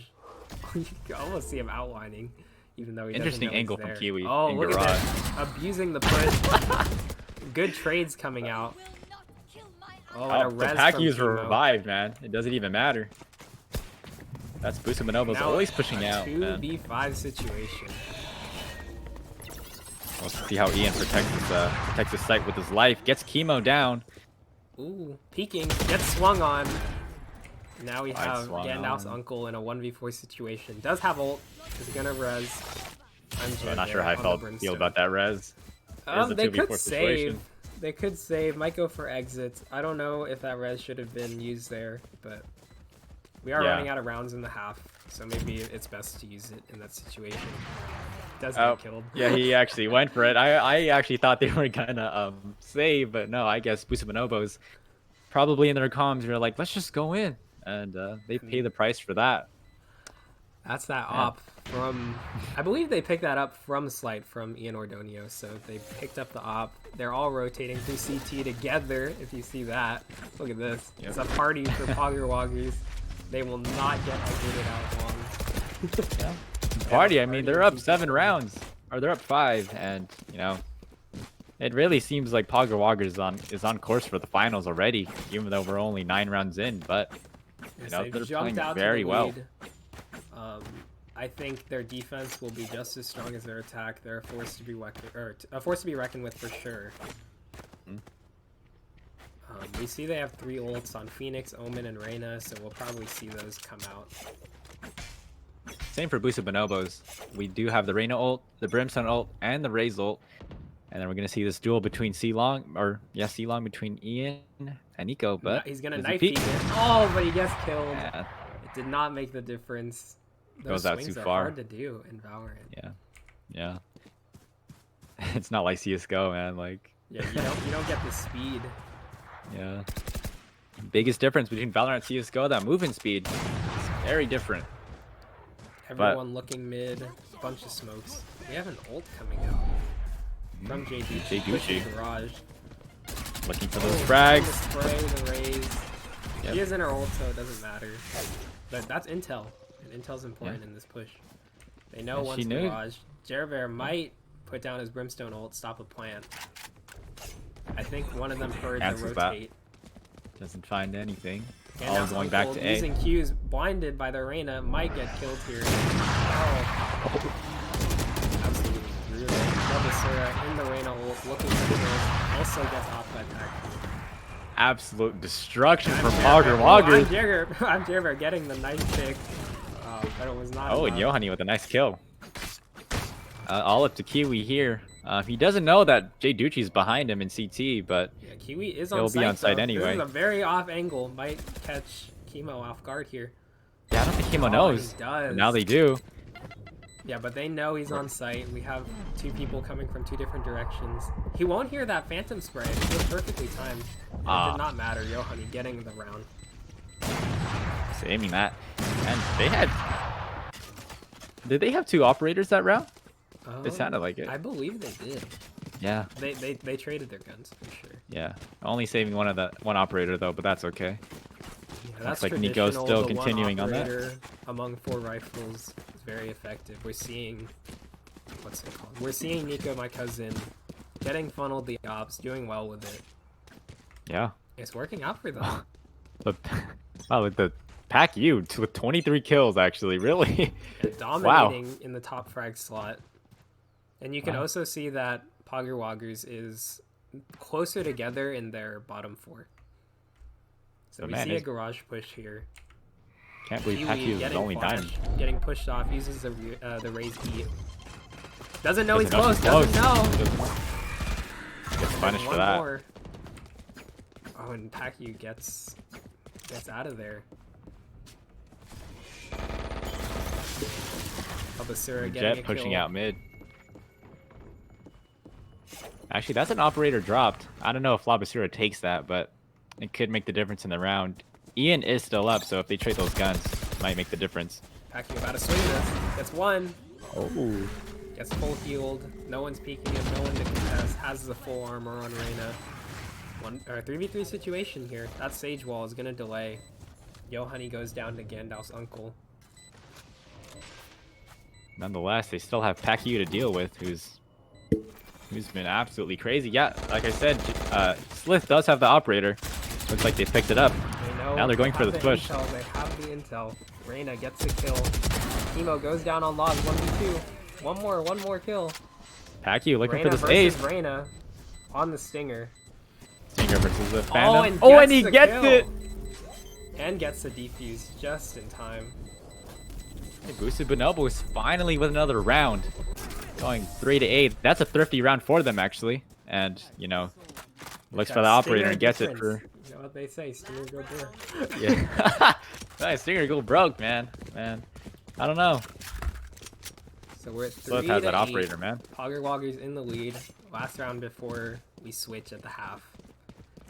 And we got a full buy round, so this might, 4 versus 8 for Boosted Bonobos. That possibility is there. And I think that's a pretty good... Obviously, I think this map goes either way, just like the map we watched before on Ascent, so it'll be interesting to see. And we had an interesting buy from Jayvee. He's buying the Odin. Oh, yes. Heavy machine gun, very slow to use. They're coming to him. He And might get this free pick. He's ready. He's in this corner, although... It is against Pacquiao, and Pacquiao is for sure going to check that corner. Pacquiao is going to check that corner, 100%. I don't see a world where he doesn't check it. But he's looking, grabs the ult, so they have the intel. Gandalf's uncle might peek this. Now it gets smoked off. Delaying that push just for a little bit. We'll see if Pogger Woggers wants to continue going to A, but it looks like they'll just rotate off, or even go through short, who knows. And yeah, don't go for A this round. Yes, they're playing the timeout. Everyone's looking for picks. They have 50 seconds left, so they will have to commit to a site. I think they go B or C. What do you think, Jayvee? It's most likely B or C. Boosted Bonobo is not playing aggressive or even pushing out. They're all hiding into their own sites. They're playing a smart defense last round. 4 versus 8 is a huge thing. That's one pick from Nico. Oh, Nico. He finds Labasura. He knows that the race is on the other side. I don't think Kiwi knows that. Close tag. But Ian grabs the ult. Yohani pushing in. Probably going to wait this out, even though they're running out of time. They're working C right now. Grab C. Oh, Ian knows someone's here. They have to plant soon in 11 seconds. Takes 4 seconds to plant. And they're planting C. Down. Chemo does have res, no bodies nearby. This Odin might come in. Oh, but goes down. Goes down. Now it's 3v2 situation. They don't have Pacquiao here. Yohani's reloading. Gets taken down, and they know that Chemo is right here. Oh, this is a close fight. Close fight. Has to use a frenzy. Has the op. Isn't gonna take the spike. Doesn't know he's in the smoke. Oh, and Chemo clutching up on that round. Huge round. Yeah, gets the better of that trade. Using that smoke to, you know, cleverly outplay Swift. And now he switched sides with Pogger Woggers up 9 rounds to 3. And we'll see how APSA Bonobos, the aggressive players, the aggressive team, and see how they get to play on attacker sided, because I'm pretty sure that their aggressive playstyle will benefit from this. But we'll see how they match up against Pogger Woggers' strategic playstyle.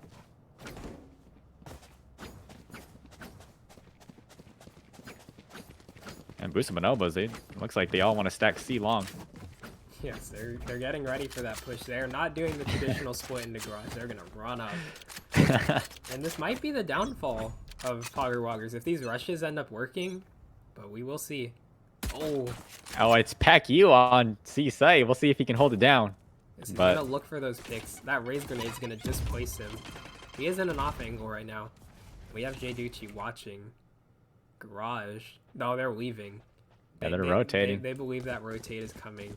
And if you see, what's it called? Nico, my cousin, and Yohani have stayed on A. They were waiting. They know it's an A push. Knew. Smoke goes down on A short, and Yohani taking the trade. Oh, almost got the Sage as well. Yeah, Gandalf's uncle using his abilities at the wrong time. Yeah, but does not get punished for it. Kiwi watching the flank. Like is planted.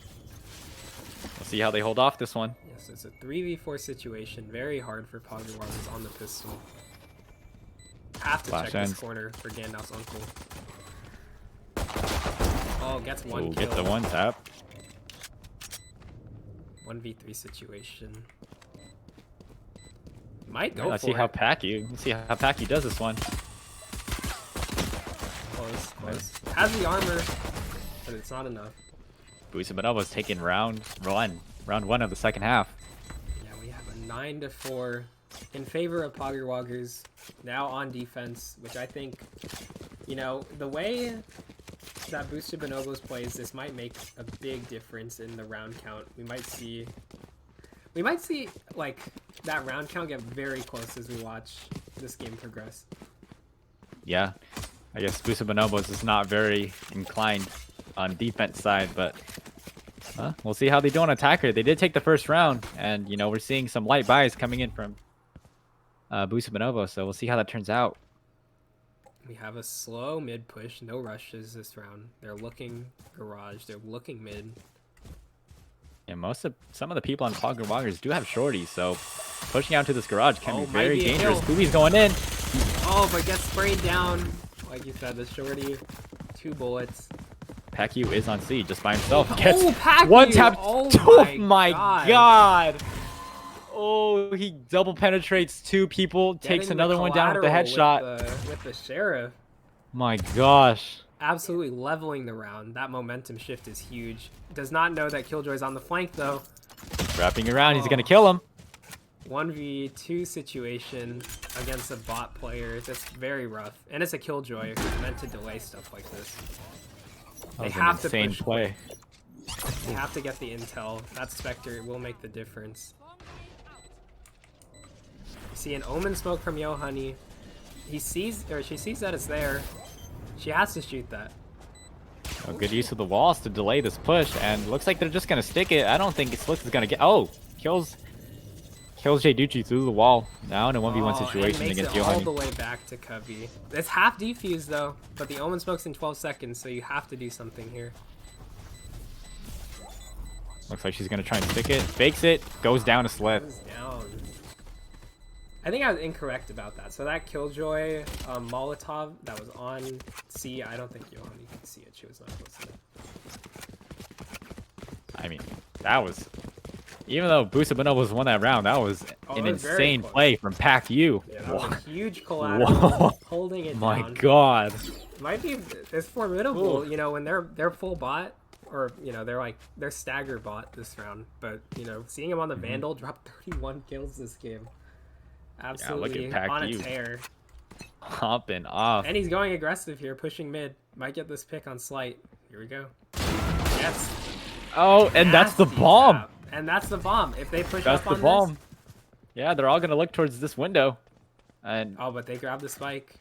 I think grab it regardless. Labasura pushing up long. We have the spike carrier. They have lobby. They're watching the flank. They're trying to move up and grab a foothold here through short. Yeah, interesting smoke right there. I guess they're really paranoid about this flank. Yeah, we have Chemo Since they know rounding it people out were on pushing up C mid. if they decide to rotate, but most of them are on the side of the map. And we got a big flank coming. Oh, man. Oh. Gets a headshot on Gets Kiwi. the kill. Might find the rest of the team right here. Here's a Does he good check that flag. corner? Doesn't check it. Doesn't check Jayvee it, gets the goes kill. Down. It's a big Right now in a corner. 3v3 situation. They're both even to even. I don't think they want to take this bomb to A anymore.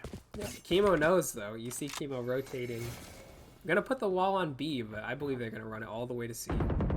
Jayvee gets a kill. So as well. Big frag at short. Makes it a 2v3. They can retake C together. But Yohani looking for this aggressive play. Here's the spike plant. Won't shoot through the wall. Is gonna walk and look. Jayvee's looking. Oh, plant goes down. They know. They have the intel. They can stick here. Oh, it's a huge stick. And good save of the sage wall. wall, the smoke. You can't counter that if you're that far away. Looks like Jayvee was trying to use the molly from afar to, stop the plant, but it wasn't enough time. Yeah, it's a hard situation in a 1v3, but that's the power of Sage, is that even though the wall takes a couple seconds to reach its max health at 800, it's still a game changer in those post-plant situations. Yeah, Retaking the site. Pogger Woggers benefits from it. Getting another round, 5-10. Pogger Woggers at 10. 3 more rounds until they make it to the finals. And now, I think we're going to see from Boosted Bonobos, they might play for orbs this round. A lot of them are on 6-on-7. Jayvee doesn't watch Garage, gets picked. Big kill from Pacu. Pacu, very aggressive player, even though he's on defense. He's looking for those picks, especially against the top fragger Boosted Bonobos. Jayvee. Nico, my cousin, watching from this off angle on Jet. She used her updraft to get up here. Interesting angle, actually. It's a great Vandal angle. Oh, yeah, it is. But it looks like they're going towards A. They're walking up long. No intel. I think Yohani's prepared, though. I think she's ready to peek this. Yohani and Jayvee anchors on this site. That's one swing kill. That's Doesn't know she's close. Has the knife out. Oh, she has her knife. She even used the knife. That's unfortunate. Kiwi might swing this. Ooh, huge swing. 2v2 situation. Killjoy ult comes out. Pacu coming in from long. Pacu coming in anyway, looking for picks. Has to get out of this Killjoy ult. Does not want to get detained. Gets out just in time. 1v1 situation. Yep. And Reyna's not overhealed or anything. While Killjoy has max health, max shield. So we'll see how this 1v1 goes. Killjoy has all the control of the site, all the intel. If Pacu peeks this, it's going to get hit by the turret. Has to get on the spike. Has to get on the spike. Doesn't know. Killjoy using her bombs. Nothing you can do in that situation. The Killjoy. Very smart plant position because Slith could see the bomb from heaven, and just an easy peek. I don't think Pacu was expecting that either. And the time was running down, so you have to try to defuse the spike in that situation. You can't let it explode. Yeah. You can't lose the round like that. It's just very Pacu tough. had no choice. All right, round 17.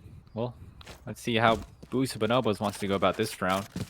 They are 4 rounds behind Pogger Woggers, and which they is are quite a bit. partial buying. I think they have the rounds to save, but this is ultimately their decision. I think leveling up the rounds like that is might be an interesting change. But they're pushing up A slow. Pacu on the flank is just holding an off angle. I don't know if he'll actually go for the flank. Taking down Jayvee. Jayvee goes down at short. Flash, Yohani and gets Gandalf one good swing. See that. Oh, almost gets the second. Would have been huge. 3v4 situation for Pogger Woggers. And Jayvee has... Oh! He was not looking. Pacu does go down, though, Nico, but Nico, my cousin... gets the oh my the gosh! Updraft. What an insane play. Chemo gets the final kill. One more. Raise up and short. I don't think they know.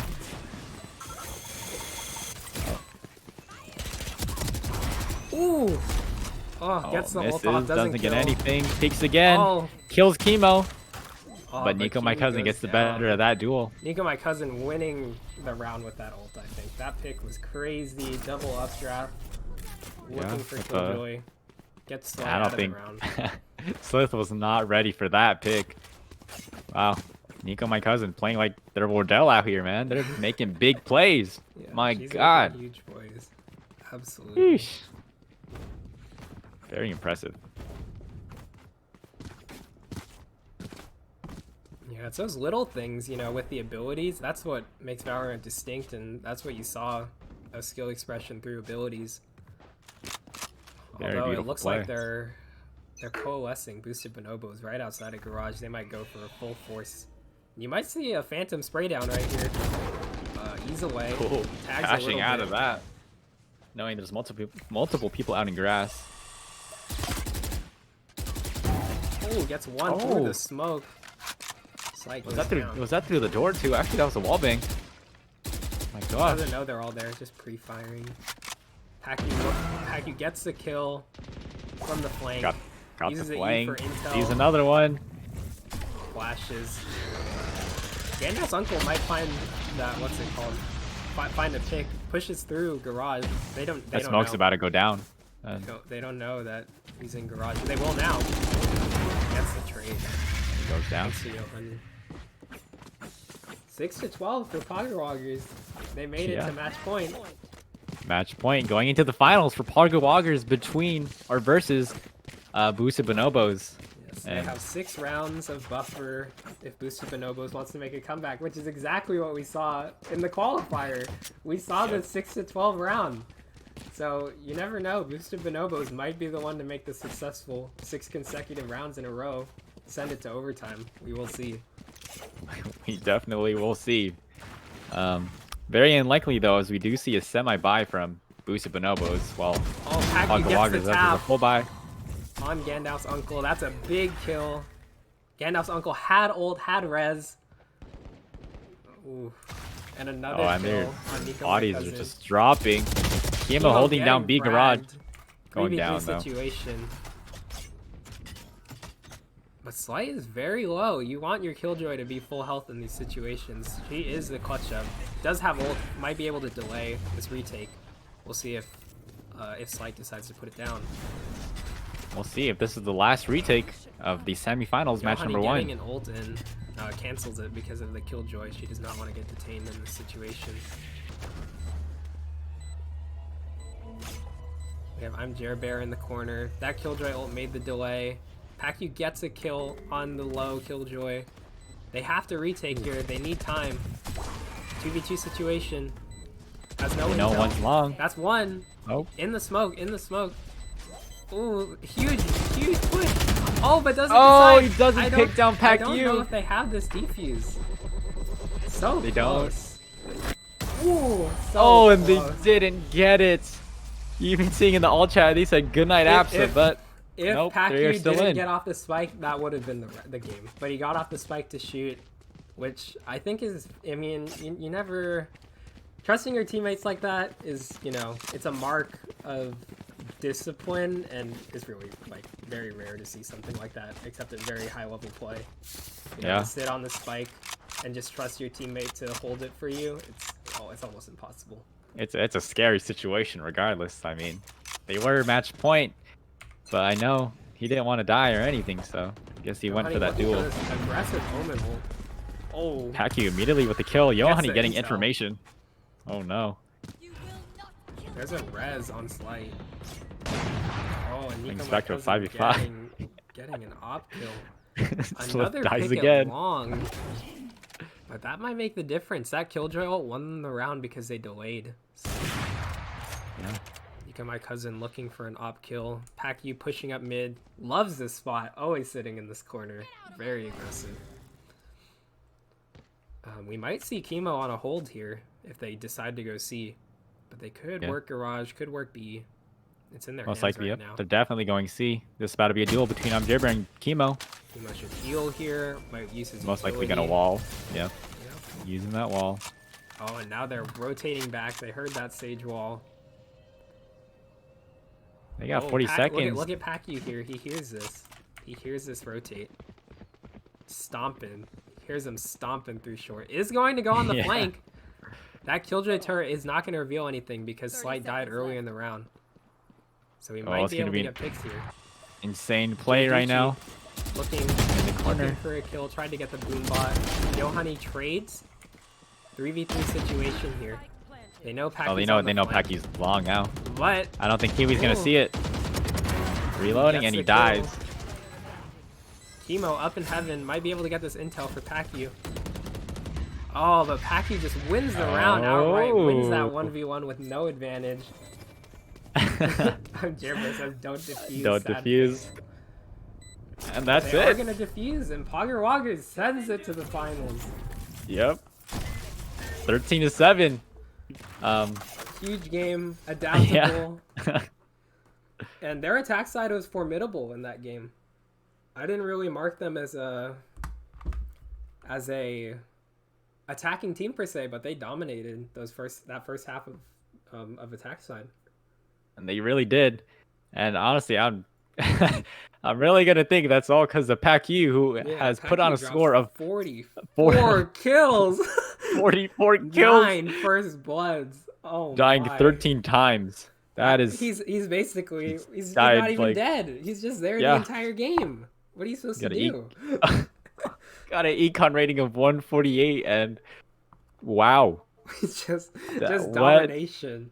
And you can actually see that. Look, these this game Wow. and boosted bonobos. If you look at how they fragged, they were trying. You can see that they took the second, third, and fourth slots of the scoreboard for both teams, but it wasn't enough. That 44 bomb it was not close enough at all. And I think a lot of that is because those gosh. picks from Pacquiao were very important. They were round clutching. They stopped ultimates. Huge. I cannot believe he has 44 kills. And yeah, we got to see some amazing plays with gosh. the sheriff on that eco. I believe that was this round. You can see right here, got those 3 picks. Oh yes. And even though that round wasn't won, that overall gameplay from Pacquiao won Pogger Woggers this game 100%. Yeah, most likely that him getting those 3 kills there was just a big demoralizer for boosted bonobos. Like, that's such an unbelievable play. Yes, on a save too. It's crazy. Yeah. Wow, I am honestly like I cannot believe it. I mean, Pacquiao's only Diamond 1, but he's out here playing like he's the top ranked player of this tournament, which he currently is now as Connor is out. But wow. Yes, that's true domination for this game. Yeah, 100%. that is absolutely insane. I didn't even know where to begin talking about that match because, like, yeah, I mean, I think the reality is that obviously Pogger Woggers got off good momentum. You can see how they adapted, how they tried to change throughout that match, and sometimes it didn't work, but they still made the changes and ended up pulling off the win. Yeah, I feel like Boosted Bonobos was not trying to adapt at all. There's barely any changes in the way they were playing, and you can see that on both attacker sided and defender sided. Like, no one changing up sites or anything, no stacking a site or anything of the sorts. And I really think that's because Pacquiao was way too much for Boosted Bonobos. They really didn't know how to handle him, and because of that, Pacquiao just popped off. Peter Lee coming up with that 40 bomb. Yes, I think that performance will be hard to beat in the last 2 games of this tournament.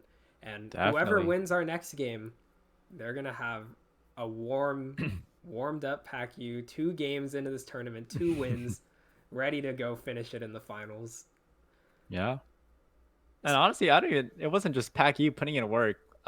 Haiti with really big picks, especially with that 2 up drafts. Yeah, using the ultimate, getting the kill on slip. Yeah, it's crazy. That was and the op plays too, the off angles. You can really see how important it is to be an entry fragger. And even if you die in those situations, it still makes a huge difference. Like, you get that entry pick, you let your team into the site, And even if you get traded, you know, that situation is in the favor of your team. Yeah. And yeah, either way, Chemo, Johan, Jules also putting in work for the team. I mean, they're putting up frags as well. Like I know Peter Lee had 40 kills, but regardless, the 4 other players, you know, they had the same amount of frags, I think. Yes, I Yeah, think very close. everyone did a good job matching up against, you know, their relative opponent, you know? Like if Pakyu's opponent, in this case second fragger on the, or the top frag on their team, Jerbear, like, you know, that connection is what wins games for sure. Yeah, for sure. All right, I think we should talk about our next semifinals match, which is what between John's Cake and Team Seven. Yes, we can look Um, at the bracket, although it won't be yeah, updated with this win from Pogger Woggers. We will see Pogger Woggers move on to the finals, even though there's an NA there. And mm, John's Cake versus Team Seven, this next matchup. yeah. I'm not exactly sure how this matchup goes. Honestly, I haven't seen John's Cake, their team play yet, but huh. My prediction for this semifinals match is that Team Seven takes the win, as we talked about before. Yeah, and then you'll see from both sides of the bracket, if that Team 7 win does happen, you see Team 7 round 1 win going to the finals. You see Pogger Woggers round 1 win going into the finals from opposite sides of the bracket too. So Yeah, that could be the uh, the case, and we'll see that in this next game. yeah. It'd be really interesting to see whoever wins between John's Cake and Team Seven. I really don't know how they're gonna handle Peter Lee. I mean, not sure if either team have been watching the stream so far as they are taking a break. They're not playing right now, but just knowing that he had a 40K or 40 kills, that Yeah, must be pretty scary to think about. yeah, 40 plus kills. Obviously, we saw in our first matchup, we saw how adaptable Team 7 was. We saw how how that roster adapted to a very good player, the highest Yeah, rated player in the tournament. And I mean, we might see that again. So, yeah, if assuming they win, they do have to win this semifinals game. yeah. They do have to beat John's Cake, and yeah, not sure how John's Cake plays, but let's see if they do make it to the finals. We can see if they're able to adapt to Peter Lee. Yes, and Um, let's do a rundown on the rosters. So we have John's Cake. On John's mm, Cake, we have Jordan Huang, Rex Chen, Christian Ko, Jeremiah Vargas, and Jordan Jacinto. And I think for their team, mm, they have very well-rounded top fraggers. I think against Team yes, 7, who consists of Kenneth Amag, Erwin Rivera, Min Hui Pham, Kyle Nguyen, and David Manolo, I think that personally, in that matchup, it's really up to the top frag, the second frag. They're going to determine the game. yeah, I feel the same way as well.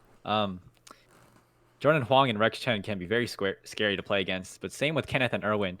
I know when we watch Team Seven play, you know, they won play. That was mostly how they won the game.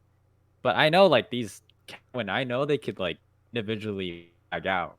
I Yeah. know that these two are insane players, and regardless, I'm pretty sure they all work well with the rest of their teammates. Min, David play a lot, like even before this tournament. So that team chemistry will be a big boost to them in getting this victory in the semifinal. Yeah, definitely. I think in terms of the outcome of the game, you'll really see all the people who can get frags, and plus like the strategy we saw in game one, Team 7 versus Connor and his Simps. We saw how Erwin Force decided to use his utility, take sites, and maybe that'll be the difference in the game is how well the teams use their abilities. Yeah, I mean, certainly both teams they have very like well-rounded like shooters. Like I'm pretty sure they all have their crosshair placement down. You know, they Yeah, all know how for to tap sure. for heads. So definitely like seeing how they use their abilities, maybe seeing the type of comp that they choose. Because I remember Team Seven, what they had a breach, an omen, and arena, and that's as I mentioned earlier, that's like 7 flashes, Yeah, which I is know that, and they might a run that lot to comp deal with. again. I mean, Yeah, we will see for sure. And you know what else and I see? Oh, what do you see, Dalton? Oh, I see a break coming up. We're gonna get ready for semifinals game 2. And we will Yes. see you all after this 5-minute break. I'll Mhm. see you all in Twitch chat. Yeah. See y'all soon.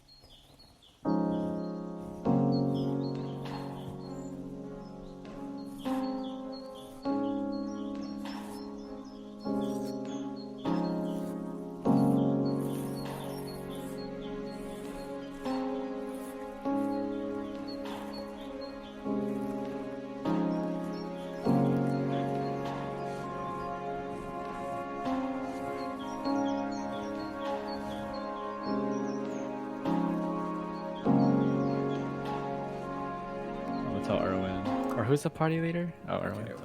Welcome back, everyone. We're just setting up the game for semifinals 2. And currently, we're gonna be playing on Bind this time, and it looks like John's Cakes wants to defend. So we'll see how that one turns up. Yes, everyone is changing teams. We're just setting it up, waiting for the game to start. And I'm really excited for this match. I think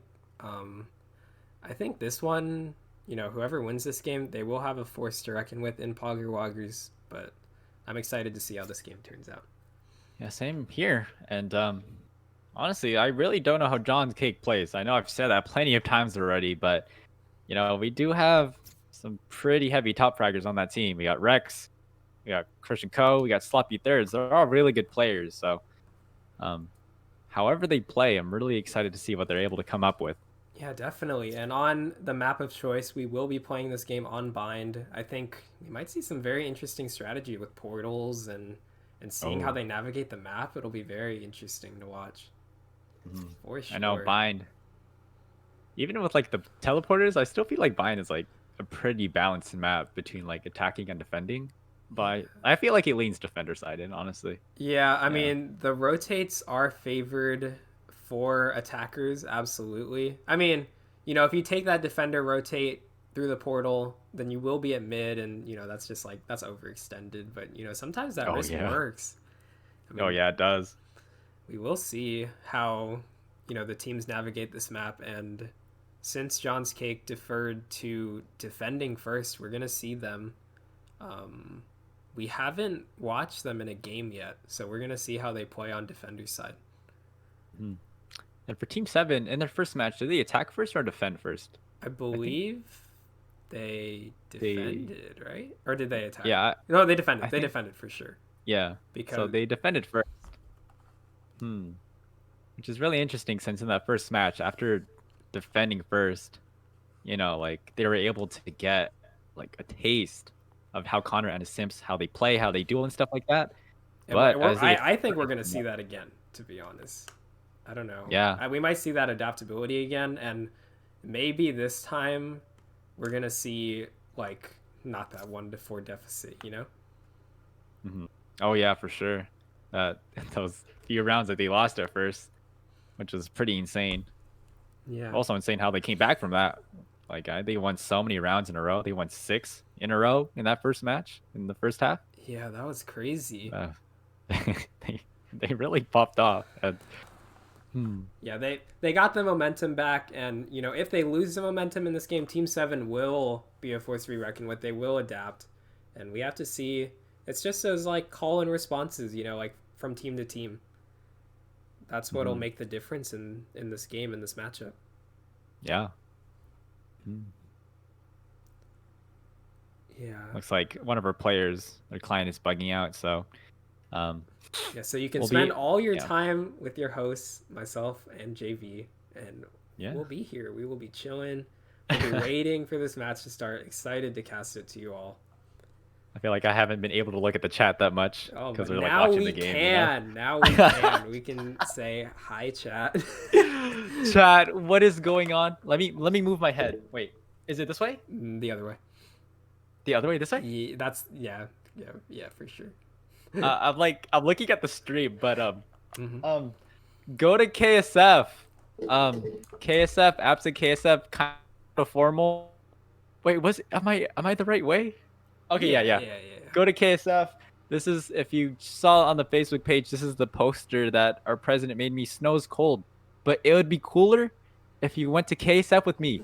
So go to KSF, go ask someone, because you know KSF, so fun. Yes, join the asking contest. You know, you might get a Starbucks gift card. You can compete with Kara's video. You know, it's here. And it's all here. You had a video too, actually. Oh my gosh.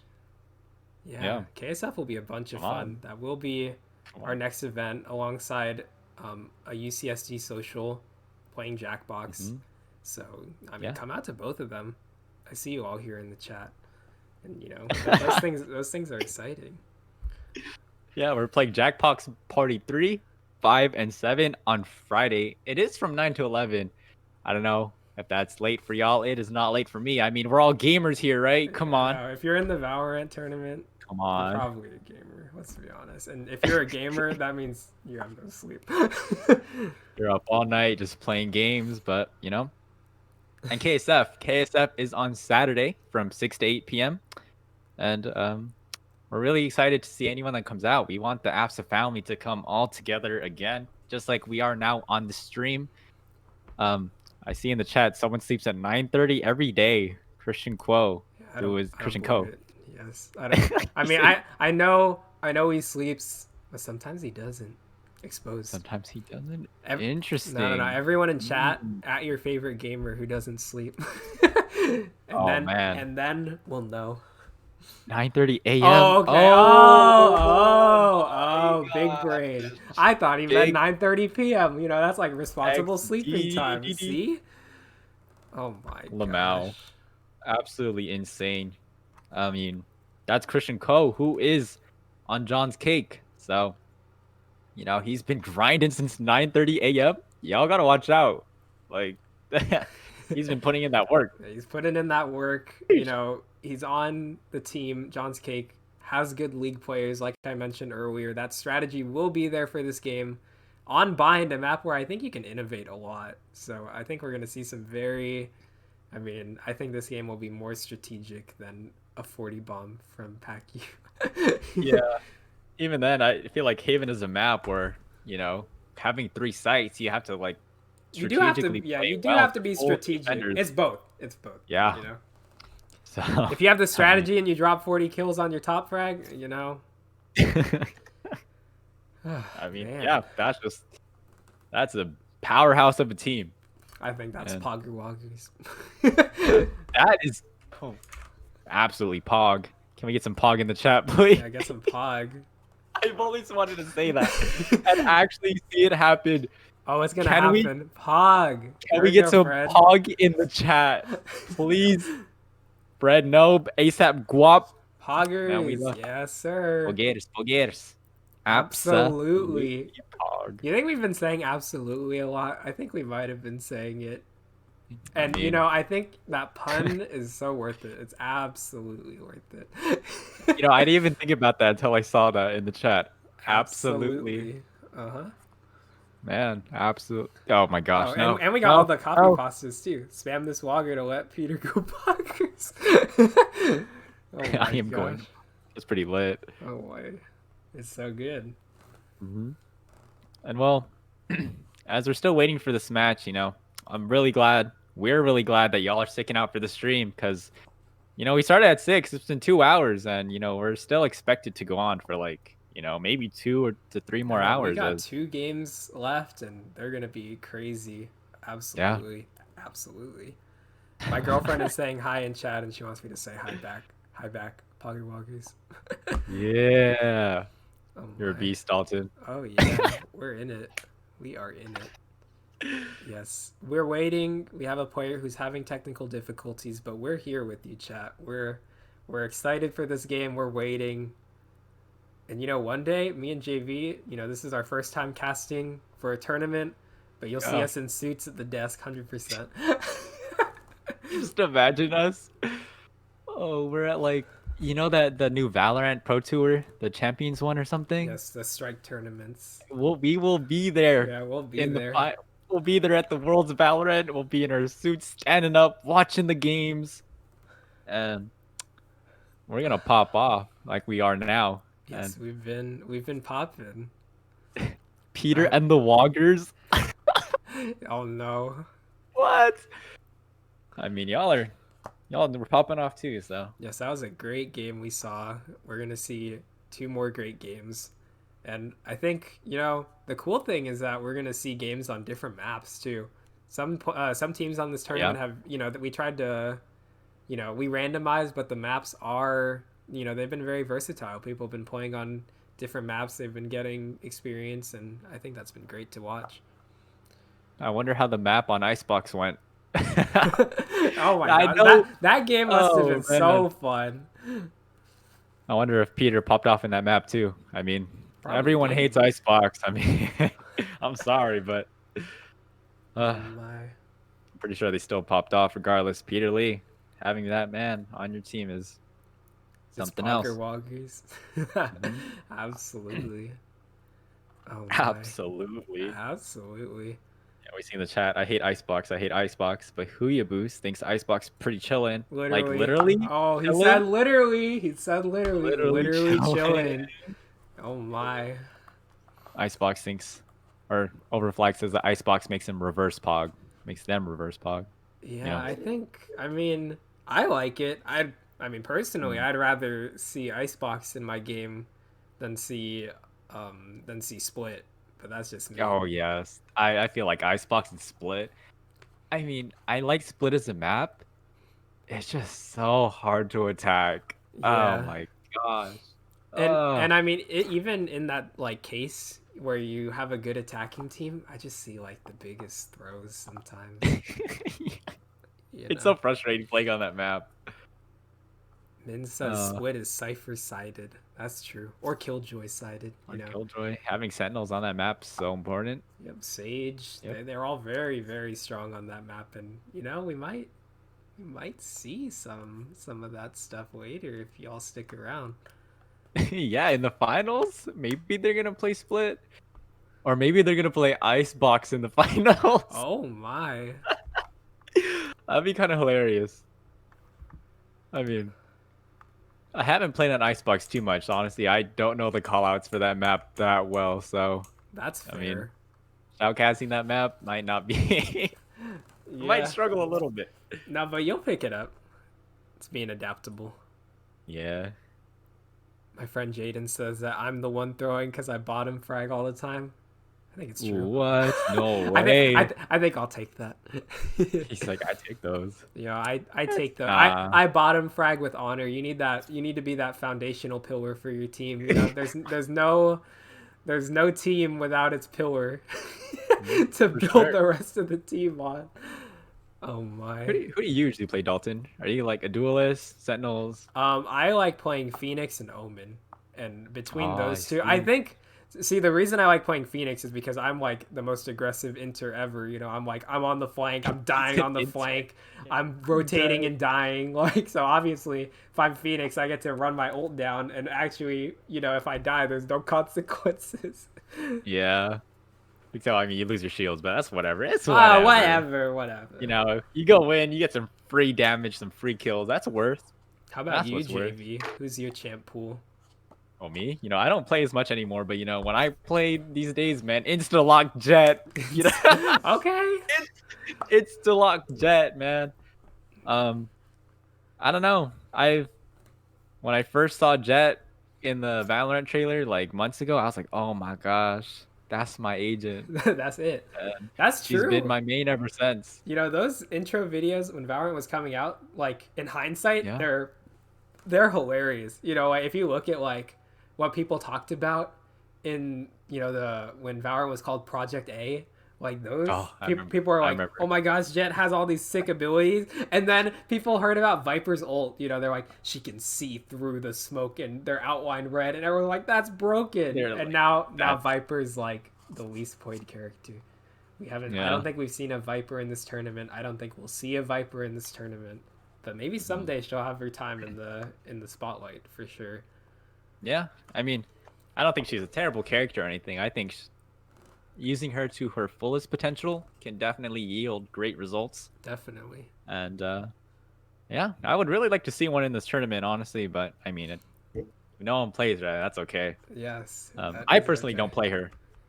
She, My agent pool, I could like I could, I just can't play Viper, mm-hmm, and I can't play Killjoy.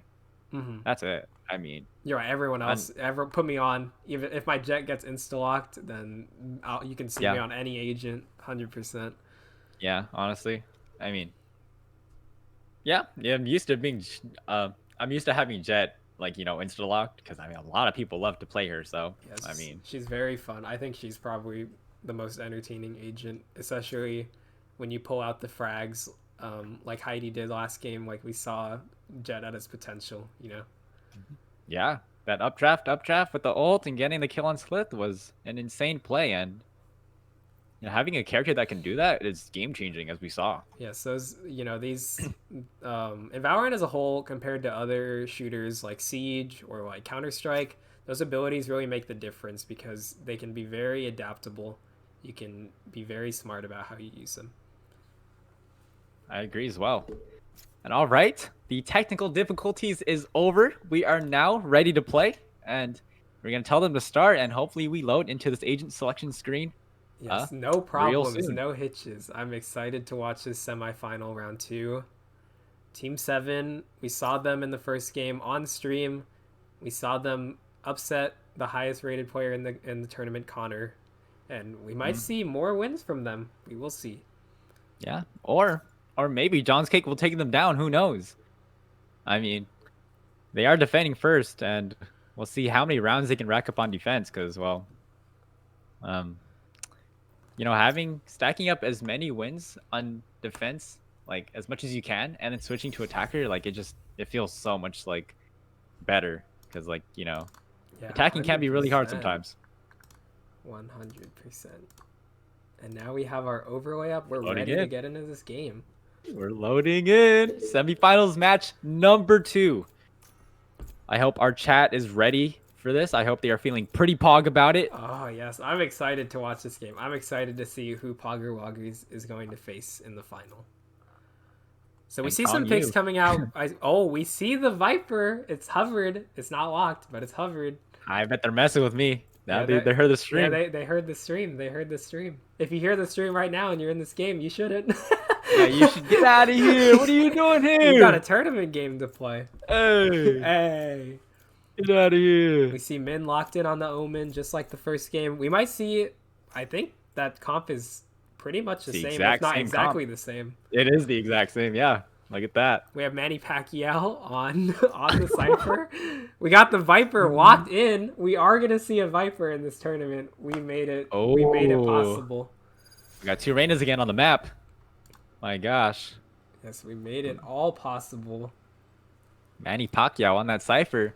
Every time I play with him, you know, he just doesn't want to play that Cypher, even though he mains him. But yeah, we'll see if Manny Pacquiao is the best Cypher in APSA. And on Going Bind, against Cypher NA. is very, very good on Bind. He has great cameras on both sides, but I think, oh my gosh, you can see the stack walking up on defense. I don't know if they're going to change that, if that's established play, but...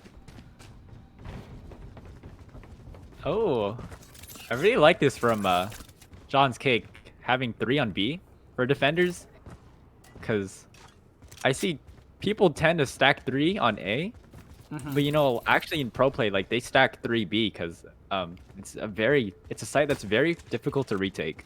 Yeah, and in the 'Cause event that, yeah. you know, if the A-hold doesn't break and they run the portal, then you're all there, you know? Yeah, and I think this is wonderful from John's Cake. Yes, but Beginning we off, have a but- split. We have Force pushing up short. He's going to use his ability. We're trying to clear out that U-Haul. Checks that corner on the left, which people usually hide in. Can be Yeah. pretty annoying sometimes, They have but a little bit of short. We have a push-up shower. Oh, and Sloppy Thirds takes down Min on Omen.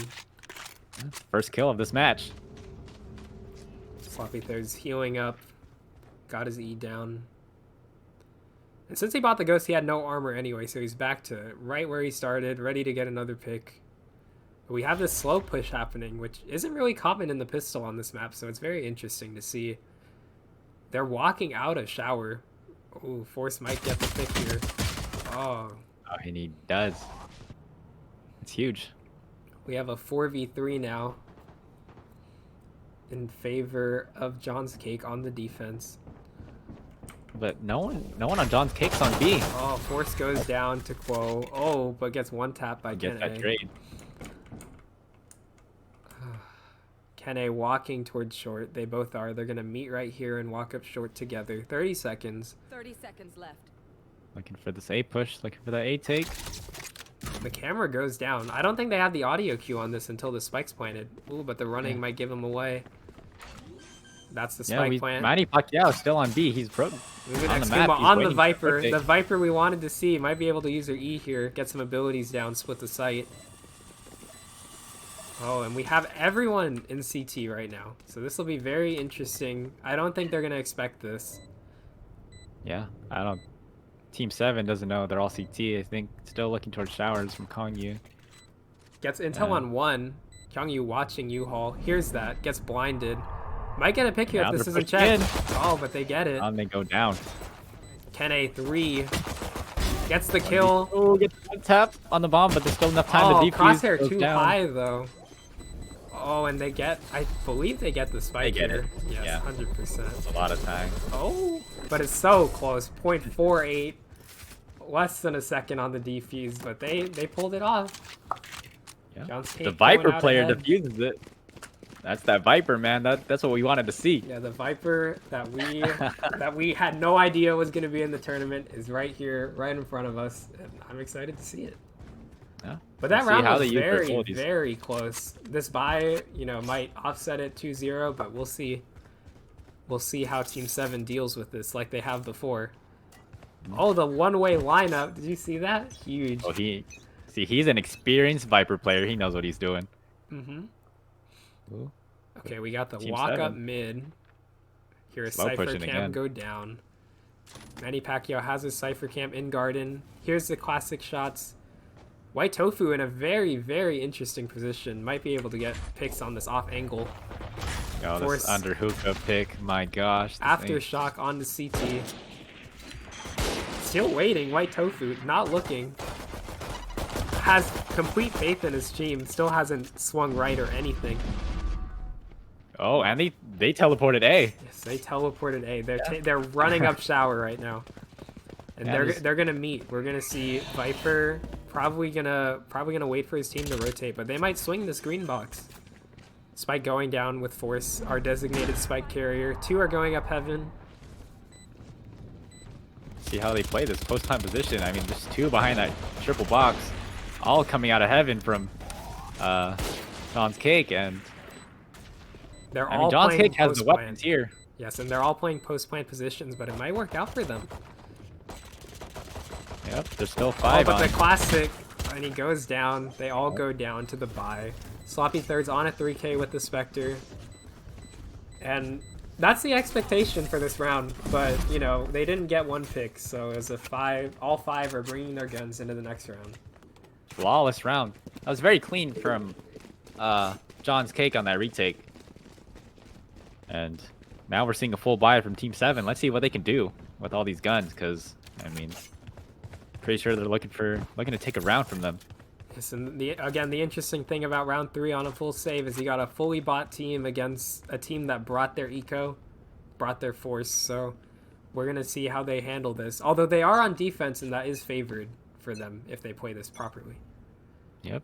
We And might Christian Ko, he's pushing out showers. Let's see what he can see an find. engagement right here. Taking the duel right here. Oh, it takes it and ooh. wins. Kene frags Sloppy Thirds, grabs the spike back. It's going to run it towards B. Oh, Christian Go getting the better of that duel. He probably picks up that gun as well, so. Duabu smoking out. Knows the omen's there. So low. Oh, and White Tofu Ooh. ends up winning that duel. Very low, though. Okay. 4v2 shot with Marshall. I got his ghost. situation. That might change the momentum of the round. Okay, let's see what Force and Kenny can do on this round. The 2 top fraggers of this team, 2 highest ranked players, so. They are in a 2v4 situation though, but flashes are out. Oh, You check Garden doesn't and check backside, Garden, but- doesn't check Garden, goes down, off angle. And we see they jumped out to a 3-0 lead. They had the half buy going into the round, and now they upgraded to all their guns. Yeah. They actually took that round. And look, we can see Team 7 on a semi-bye, you know. They're forcing up, which I think it's a very interesting call, especially if they're gonna fly out mid, like it seems like they're choreographing right here. If they fly up mid right here, then it could be huge. Yeah. With the Spectres, we'll see Kyungyu on the Sheriff. Got the Sheriff. He's gonna look for them 1-taps. We'll see what he can do. This engagement's gonna happen first. David Park looking at Min, gets the flash. Oh, frags them. He's gonna grab the kills Phantom. White Tofu. That's a big pick. Oh. Flashing into elbow, taking control of the site. Now they have complete control in a 5v3. They might save here. Sloppy Third's ults out of CT, trying to look to even the game, even the round. round. Those frags, and you get it. One. Spot. Goes down. It's a 3v3 now. Christian Ko getting a kill. We have David Park in elbow, trying to defend the spike, looking for Quo. Oh, and doesn't kill him. They have the info. Oh, the invis. That was, what a surprise. Jayvee was not expecting that. Out. Oh, but the reload. Unfortunate timing. Ken A trying to run away. Spike goes down. The pre-fire. Well, look at that. Ken A clutching that round for Team 7. Quo very close to clutching at that round. 3K on Reyna, ulted out. Just didn't have enough bullets for that last engagement. That was, yeah, very unfortunate. You know, if they weren't reloading, they probably might have gotten the better of that engagement too. And we'll see how Team 7 wants to play out these next few rounds, knowing that they won that one. But regardless, they are being met with resistance from John's Cake. That was a very close round. Yeah, I think this is an interesting turn. Team 7 showing that after a 3 consecutive round, they can come back, they can show their force, they can adapt. Yeah. I mean, yeah, losing 3 rounds in a row, it's quite common. Now, especially, the interesting thing about this round is that they left Manny Pacquiao, the Cypher, on B alone. So if they take this fast enough, they have nothing to deal with. All right, do they check this elbow? Manny Pacquiao's in it. Everyone's coming in from CT. Oh, Boombot knows that he's there. Gets hit Manny by the Pacquiao Boombot. doesn't shoot it in time. And we see probably Kong Yu gonna push looking up. for blood. Oh, he's looking for this frag. He swings perfectly, gets the kill. Yeah. Manny Pacquiao looking away at the wrong second. Very unfortunate. They all know their CT. The Omen CT. One's that elbow. flash. They heard the raise Q. Oh. David Park coming on the flank. And now in a 2v5 situation. Yeah, it looks like John's Cake doesn't want to engage on this at all. Yeah, they're saving their guns. A Vandal and the Op, which we didn't actually see get into use this round, but they have it. Yep. They really were ready for the A take, and I think, what's it called? That B take really surprised them. Yeah.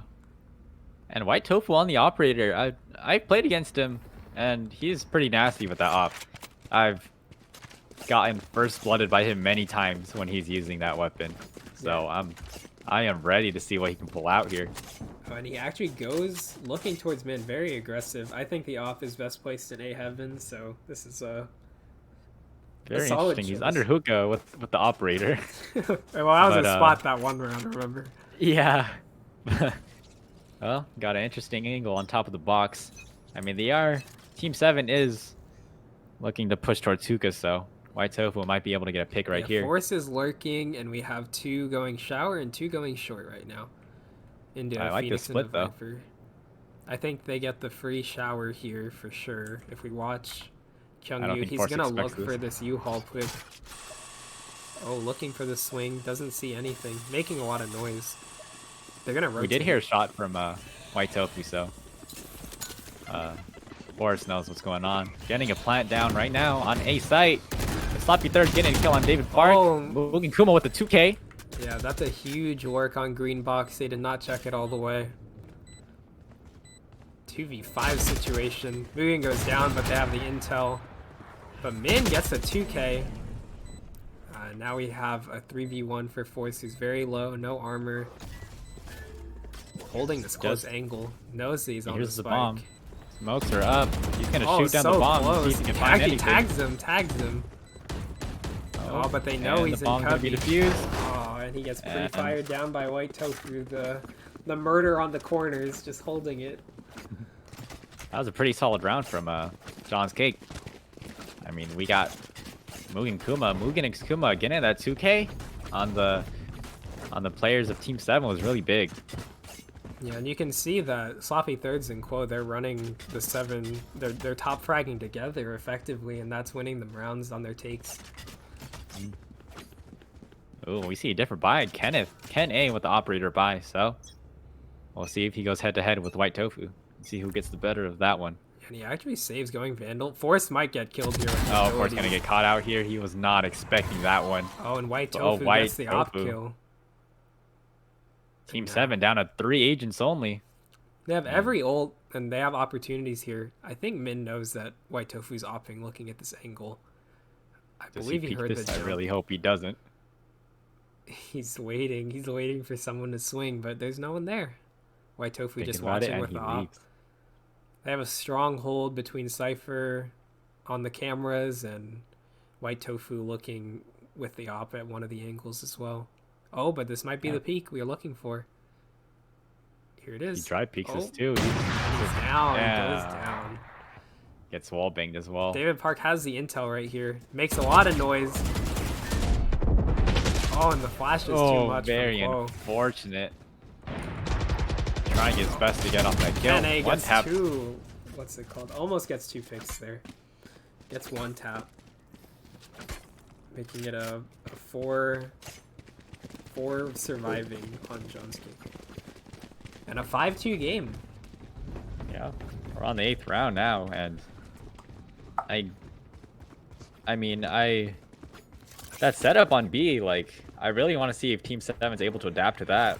And even then, they do have a strong hold on A as well. So yeah, and we have White Tofu rotating based on, just based on game sense and predicting where they're gonna go. Yeah, where Team 7 is gonna go.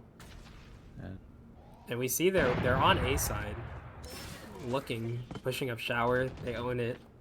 Mugen X Kumo watching this angle. Takes down the Viper Flash. There's one more. Takes down the Raze Boom Bot through the wall. And the Omen Smoke prevents them from pushing out. Yes, and they're pushing through. All 5 on each team remaining. Heard the spike drop. Kene watching the flank. Oh, gets killed, denies. It's an Omen ult from Min. They know that B is free, actually. Kene used his ultimate as a Cypher, so he knows where everyone is. And that's both ults out. White Tofu can't take that engagement with the op. Sees one more in Manny Pacquiao. He's holding elbow. But Force is planting on A, which leaves Min in this interesting spot where he has to get over in time. Same with the Reyna. The Reyna teleported. But even then, Huibu, man, he has a good flank. He knows that there's one heaven, and Huibu's gonna catch him up there. Not unless Kongyu gets the better of that duel, which he does. Now in a 3v1 situation, Kongyu using the ultimate, messes up his blast packs, doesn't find anything.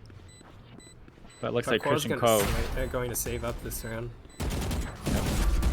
Doesn't want any of that smoke, so might see a fight right Park's here. looking for that kill, yeah. Looking to kill the lurk player in Quo. Oh, holding this off angle. Reyna. Gonna swing. Reyna versus Reyna. Oh. And the Phantom wins. Quo getting to save up. And Kyungyu actually dying to the spike. So we have a 1v1 on the save. Which is actually, Kene can buy him, but Kyungyu couldn't buy himself. So actually, oh no, they'll be able to buy up this round, but if they end up losing, then Team 7 might run really into bad issues. for their economy. Yeah. And yep, 2 other players are very poor, Huibu and David Park, with only 400 to 700 creds, while the rest have 2,000. But we'll see what happens if they win or lose this round. We have Quo sitting in hookah. They're split up all over the map, but we have the spike near A. They might bring it B, but Quo's here. This is an off angle in hookah. Do they wall bang this box? Oh, jumping up, getting the kill. And we have a teleport coming through with a Phoenix ult. But no one was there. Where does Team 7 Park go looking from here? for a pick, trying to find Quo. Or Manny Pacquiao just looking for a pick on B. And we see... Looks like most of the players from John's Cake. We see that 3 on B now. Are lurking near short, trying to find an opening on a site. But you can see that David Park's just waiting this angle. But they do have 3 on B. Most likely, Team 7 pushes out onto A. Yeah, Kene has the op David just right takes here. the teleporter. Yeah. He's just waiting to see if he can get someone on the rotate, but I don't think Manny Pacquiao's going to run it in the direction he wants. Waiting to teleport. We have teleports coming out.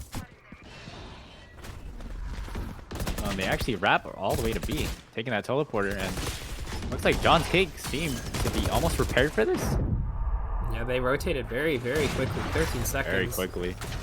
They have to get on No site. time They have to left get the at the spike bomb. down. Force gets a good pick. Is getting the spike down.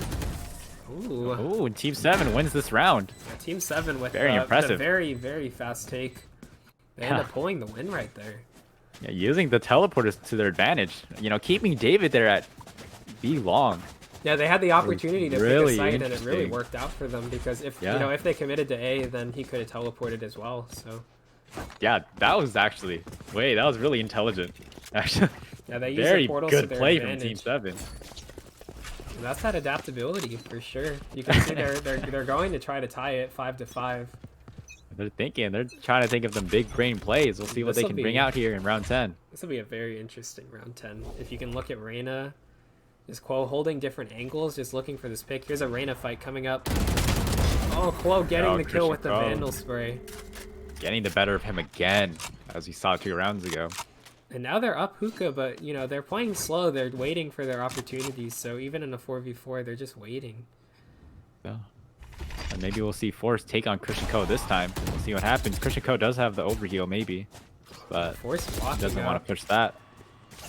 We might see Quo use an ult here, but the hookah off angle and the push up. Now they have the sight. Kyungyu going down. Oh, and Force on the ult. They're gonna Brief try to ultimate. take.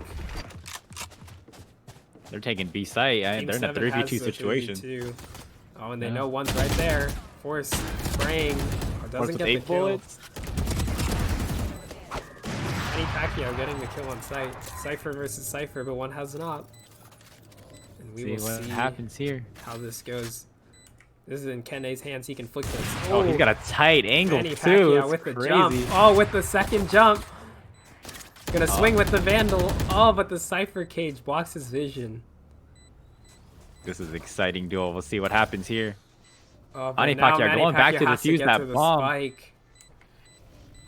Kenne just has to peek, and he gets the one tap with the hedge. Team Yeah. 7 ties it up to 5-5. Manny Pacquiao very close on that fight. You know, Jordan was, Yeah. you know, he was jumping those angles, but it wasn't enough to get the pick. Yeah, Kenne had the timely smoke. I mean, Yeah, he was that very really- smart with that cage. You know, he Yeah. brought it up at at the perfect time to secure him that round. now we're tied 5-5, and looks like Team 7's, you know, approaching their. Yeah, Come up. their adaptability is in full effect. And now we see an A stack, which could be very interesting if they do decide to go A. You know, that Does is John's very Cake on common. a save round? Yeah. Yeah, they 2 sheriffs, a stinger, a phantom, and a bulldog. they forced up on the 5-5. Kenne knows there's someone in Cubby, but we have most of the team looking towards B. Manny Pacquiao and Sloppy Thirds looking for picks. Cypher in elbow might be able to get a pick. You know, the stinger does go burr. But they might rotate. Oh, Force gets a kill with the C. What? Oh, interesting. Oh, You but never see Quo kills trading. with that often. Quo on the flank with flank. mid. Using That's ult. John's Cake's top fragger. He's trying to go into hookah Flashing. using his flash. Oh. They're gonna check that, but Oh, big E. goes invis. Oh, big kills from Quo.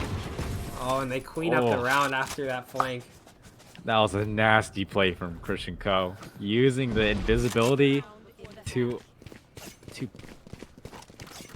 he got the kill off on Force, and he knew he was safe because he saw that 2 people were, you know, going for him, but Team 7 couldn't do the job. Yeah, and I think Irwin, you know, Force on the breach when Quo was flanking, tried to just shoot at Christian directly, you know, through the flash, but it wasn't enough. And Quo got those 2 kills, winning the round. Wow. Now we Nonetheless. see the potential for a 6-6 tie on Bind. Force gonna use abilities, try to work B. We might see White Tofu get an op kill right here. Misses Oh, he White misses, Tofu, or whips. misses Reyna. Well, they're all gonna peek him right and here. they're He's not peeking. He seeing goes 2 down. They're gonna people. run onto the site. Oh, Manny Pacquiao. They know he's Zach there. Manny Pacquiao, you gotta get out of there. They're all coming for you. Oh, Sprays to the almost wall, sprays down doing a lot of Force. damage. Kong, you're going for that repeat. Very low. Oh, but it's not enough. Moving next Kuma on the CT side, and Quo running up hookah. Oh, and we have the Reyna ult coming out as well. Moving next Kuma getting David Park on the ult. Christian Cole, their top fragger. We'll see what he can do. Running on the site, getting 1 kill. Oh, here's one his CT. Invulnerability again. Oh, but he has to make moves. Has to run around the site. And Team 7 brings it to a tie. I feel like that's really good for Team 7 getting 6 rounds on attack. And, very close. Yeah, and I think, you know, in terms of how this match could go, it could really go either way. It's up to Team 7 to decide how they want to defend. And I think, you know, if Team 7 holds it down here on defense and runs up the score, that could be the end of the game. Yeah, it could be. It could very well be. Yep. As we typically see, we see Cypher playing on B site, using those traps and those smokes to their advantage, stop people from pushing. And it looks like we do have Breach playing alongside with them. Sloppy Thirds on the lurk, trying to get that that pick if they go teleporter. Has the ghost ready for the range fight. We got the one-way. One-way smoke from the Omen. That's what I said. Huyabu Min knows how to use smokes. He knows how to use Omen very well. Quo looking for a pick here. That Cypher cam up in hookah doesn't see them. Yeah, we see four the same trick that White Tofu was doing. Quo looking for a pick, looking for a pick right here. That's one. Does he get it? Ooh, Christian Cole getting the better of that one. They know Cypher's on site. They know Reyna's on site. They can collapse here if they decide to push. That blind will hit. No, White Tofu jumping over the box, looking back sight. Christian Cole on the flank. David probably doesn't realize it, but now it's all up to Kong Yu. Oh, they know. They have all the intel. Oh, but Quo's gonna run all the way to the teleporter, make it safe. Get a safe plan in, change the dynamic of the round. Chungy's actually running up short, which I think is probably an unpredictable, you know, it's an interesting angle to choose. Usually people rotate through CT. They're very, very quick, so this could catch Quo off guard. But this hookah angle, ooh, here we go. Oh, sees them. Quo gets the pistol. Really interesting positioning from Quo, because you know typically they go from CT, but he went over to U-Haul. Yeah, he went to watch the spike, and it paid off for him because you know you have to clear all those angles, so you know it's hard to see if someone swings on you like that. So yeah, we see the first round on the second half. Take. And Quo gets funneled. He gets funneled the Phantom from Sloppy Thirds, and you know on the second round this could be huge. 22 kills on Quo. Actually fragging out this game. I have not seen the score. Hard fragging. And you know what? He might get another pick right here. Kyungyu not going to expect him to have a fan. But they're stacked. Look, they're stacked A. There's no one on B. There's a Cypher cam, and they don't know that yet. But you know, if they decide to commit here, they're going to run into the entire team. Really interesting that they're doing it on the second round to stack a site. You know, I think Quo's going to choreograph the round right here. He's leading this charge, so if he decides to go B, then they're going to go B. Even if these, you know, they grab the orb to keep them, but, you know, if they look, they're walking up mid, you know, they're going to find an empty site. And no one's rotating from Team 7 here. Team 7. This is going to be a rough retake for them. Oh, and they got the Cypher camp. They got to go. Quo has to enter this. And quick. If they take this site, it's free. All of them, 4 of them running up CT. Cypher's going to teleport mid, it looks like. He's holding back. He knows Sloppy Thirds is there. Oh, here we go. Quo got one pick, but, you know, this Phantom's going to come into full use right here. Oh, gets one more. But goes down. When he gets taken down. Sloppy Thirds has to take the long rotate. White Tofu. Oh, they have the intel. Oh, Manny Pacquiao grabbing a kill. Oh, and the classic coming in handy. Alright, Kenny in a 1v3 situation. Sloppy Thirds running in, grabs the kill with the ghost. Great round from Johnsky. Now they're leading up by 2 rounds, 8-6. And this is a really close match, actually. Yeah. Even though Christian Co is putting up a lot of frags, but nonetheless, just a 2-round difference. That's definitely like you can come back from that very easily. Yeah, that 2 rounds is very, very common. Usually, the winner of the pistol wins the 2nd round. But you know, in this situation, I think Quo on the ultimate with the Phantom, he could frag out here again and secure that 3rd round, which is very, very important. Sure. Kene grabbing the Cypher cam that watches long with a crazy flick. Doesn't see anything. They see the open blind, though. Expecting a hookah push, most likely. He's peeking down sight. And here's footsteps. Grabs 1 kill. Oh, kills Christian Co. Gets 2. The top bagger. Kene getting big frags. Oh, he sees the gun barrels. Oh, shooting but at that wall. Third swings out, grabs the kill. Oh, and they might have to rotate out here after that smoke. Slowing down that push as long as they can on Team 7. And they have the intel because, what's it called? They saw all those abilities come out. David Park is still lurking in shower. Yeah. That rotate. He's expecting it, but down. I mean, we might see a commit here still. They heard Kyungyu drop off the box. Towards Sloppy double, Thirds grabs the kill. White Tofu grabs the kill, and now they have a site all alone. Portal. Yeah, Sloppy Thirds in the off angle. Might not be checked. Gets swing. Oh.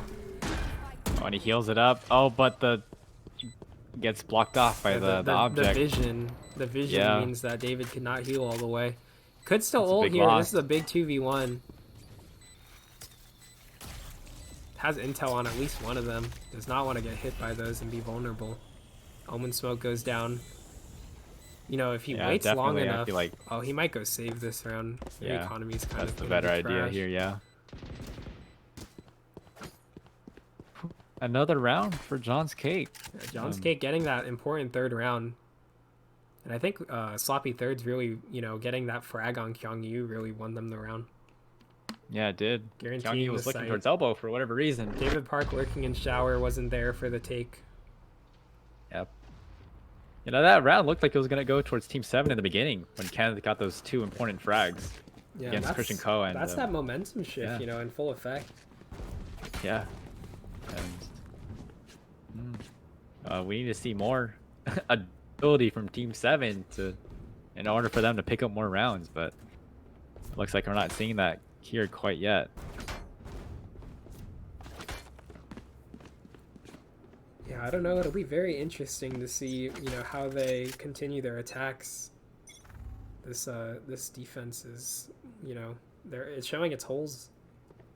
Yeah, faltering. And looks like John's Cake going up towards showers and a short. I think we might see a Phoenix ult here. Just running it through. Gonna clear the site. Grabs U-haul control. And that pick, what's it called? Trading right there.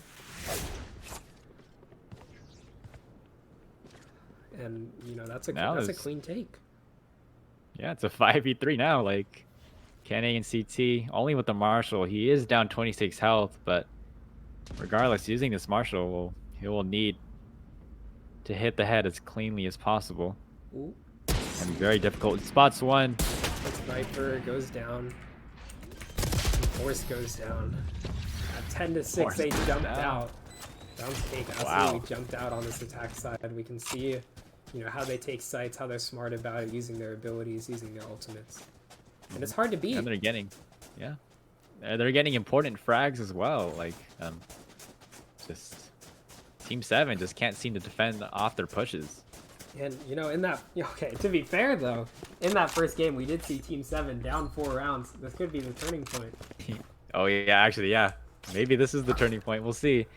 But John's Cake looking to be the better team at the moment. And unfortunately for Team 7, they are saving this round on 10. Oh. Only got their frenzies and sheriff, so we'll see. Yeah, this will be a very interesting round 17. Sloppy Thirds tagging. Cypher, no armor. He will come out in this trade because of Phoenix abilities. Getting off that heal. There is one underneath hookah. Trying to use that trick as best as they can, but looks like John's Cake doesn't want to push out a hookah or anything. There's a flash Sloppy steal thirds right with the here. flash. Flash for no reason. Quo takes down Weeboo. All the way in U-Haul looking for a second pick. They're very split up right now. And Quo might get another pick here in Heaven. They have complete control of A site. Yeah, White And Tofu goes even through the blocking off teleporter, Heaven. in shower. You know, they're all moving. Sloppy Third's gonna get a kill here. I suspect Oh, Force finds on the rotate. Very smart from John's Cake. Manny Pacquiao putting down his abilities. And we might see Ken A grab a U-Haul pick here if he's fast enough with it. Oh, gets the dink, but it's not enough. Yep. And they know the That's last one's frenzy in to Phantom. Heaven. You see that ping. Oh, and a flawless round from John's Cake. They have not dropped to completely round have in the 4, momentum. and now in 5. They did not stop once the half changed. It was a tie game, almost a stalemate, and they jumped ahead. And yeah, Team 7 doesn't seem to have an answer for John's Cake's offense.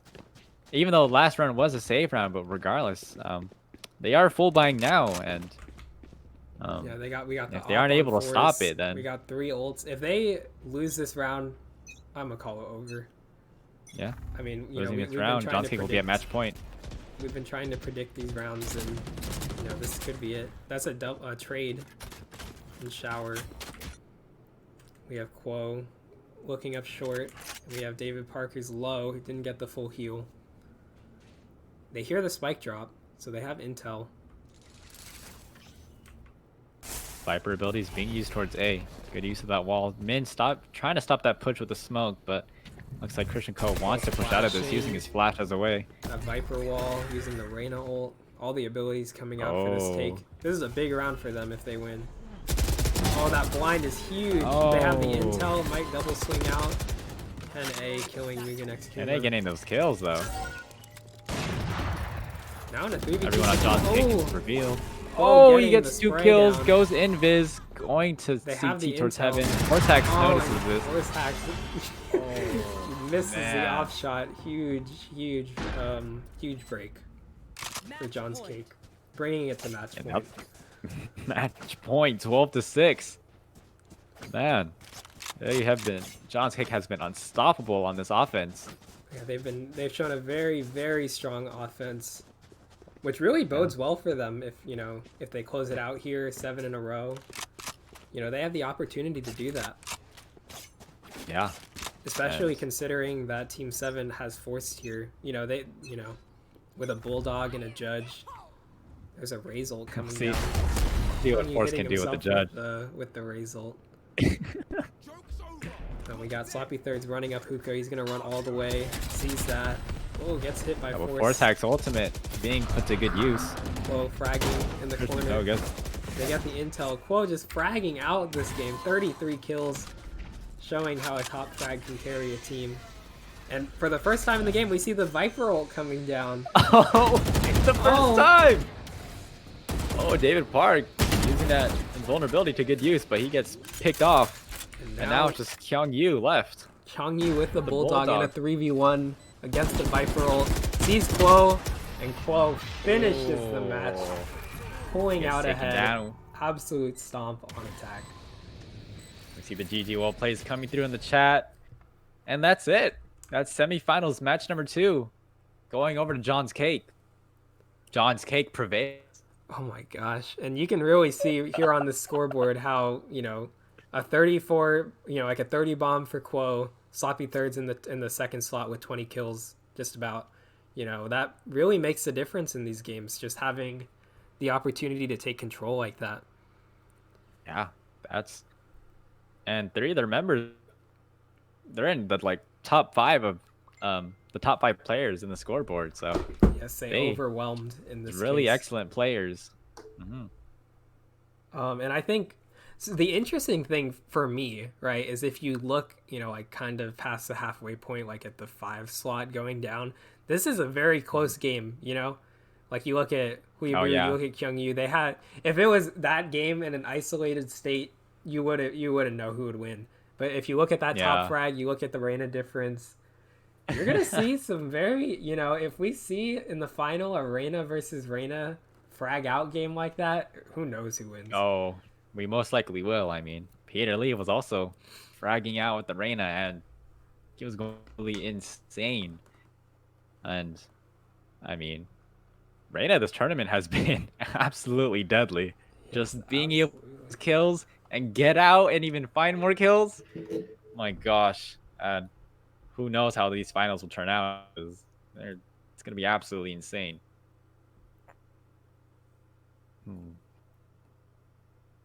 Yeah. Sadly, Team 7's out of the tournament.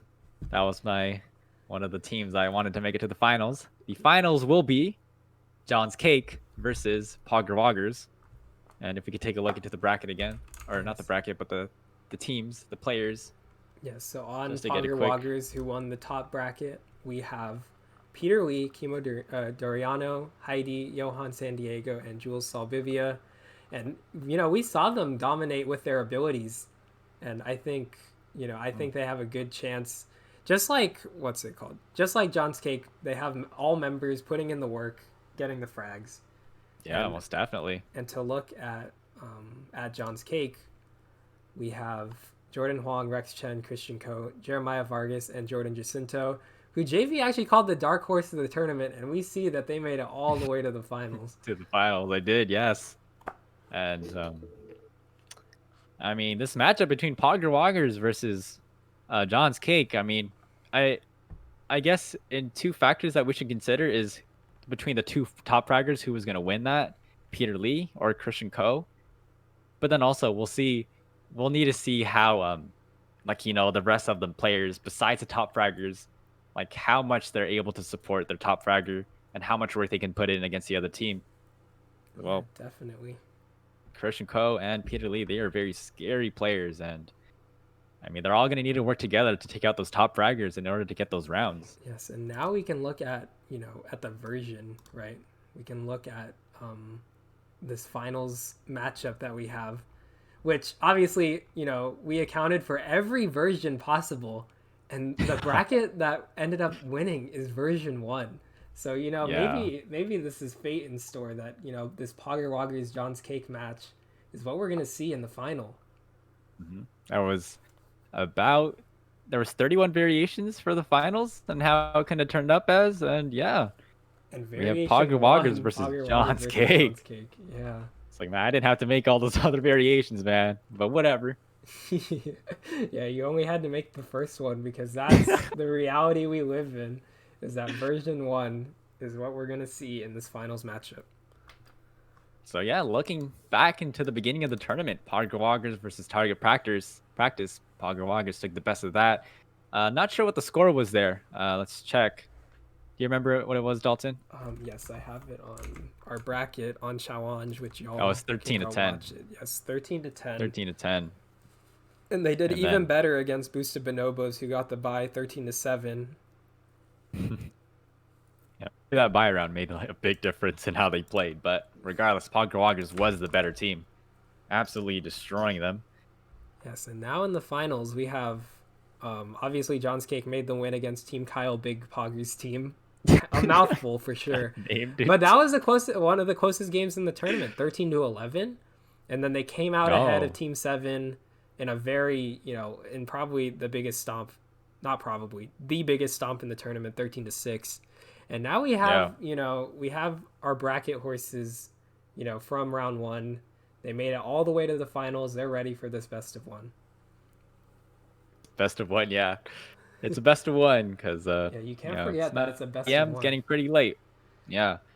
But even though it's a best of 1, we can still see who's the skills that are being put to test here. And in those 13 rounds, we'll see who can adapt the best to each team's play style. And we've really seen to be fair, I believe that, John's Cake really ran their attack side, and they didn't really need to adapt to Team 7. They kind of rolled over them in that last half, and I think that could potentially be the difference, how adaptable these teams are. We've seen, the ability usage from each side. We've seen how aggressive they can play. It'll be interesting to watch for definitely. sure. We'll see how how these two Rada players can we'll see how they size up against each other, because Definitely. they will be fragging as hard as they can, doing their best to outmaneuver their opponent. Yeah, it'll be. But It could come down to a Reyna versus Reyna top frag game, and Yeah. that's something we're seeing. So I'm gonna come back Yeah. to the caster screen. Welcome everyone, and for those of you who've been staying with us, like we got a great tournament. Like we've built up to this finals match, and I'm very, very excited to watch and see how it turns out. Me too. As we said, there's going to be a lot of quality Valorant gameplay, and we've been seeing a lot. We've been seeing a lot of big plays, a lot of smart, intelligent strategies, and it's been a crazy night. So I hope y'all are ready for this final. Yeah, it'll be, I think it's been very interesting watching how these teams, they see how the other team plays, they work their strategy. With this observer overhead view, we really get to see like the cogs turning in everyone's heads, and you can really see that in this final match, we got the best of the tournament. They're ready to fight against each other. Top fragging Reynas, 40 bombs, 30 bombs. We have, on the bottom half, we have everyone matching each other. It's going to be a crazy finals game for sure. For sure. And yeah, we will watch that finals match when after what time it is, right? I don't have a watch. What time is it? It's time for break time. Break time. Oh, it's break time. Yes. So Yes. we will be taking a 5-minute break, and after those 5 minutes, we'll be watching the finals of the APSA Valorant Tournament. Stay tuned and stick around, because it's going to be an exciting finals match, and we hope you're excited. Oh, yes, definitely. And thank you to everyone who's been sticking around in chat. We love seeing the interaction, and we love that you came out, and I think we're in for a treat this next game. After our 5-minute break, of course. Yeah. So See y'all soon. yes, we'll see y'all after. Thank you.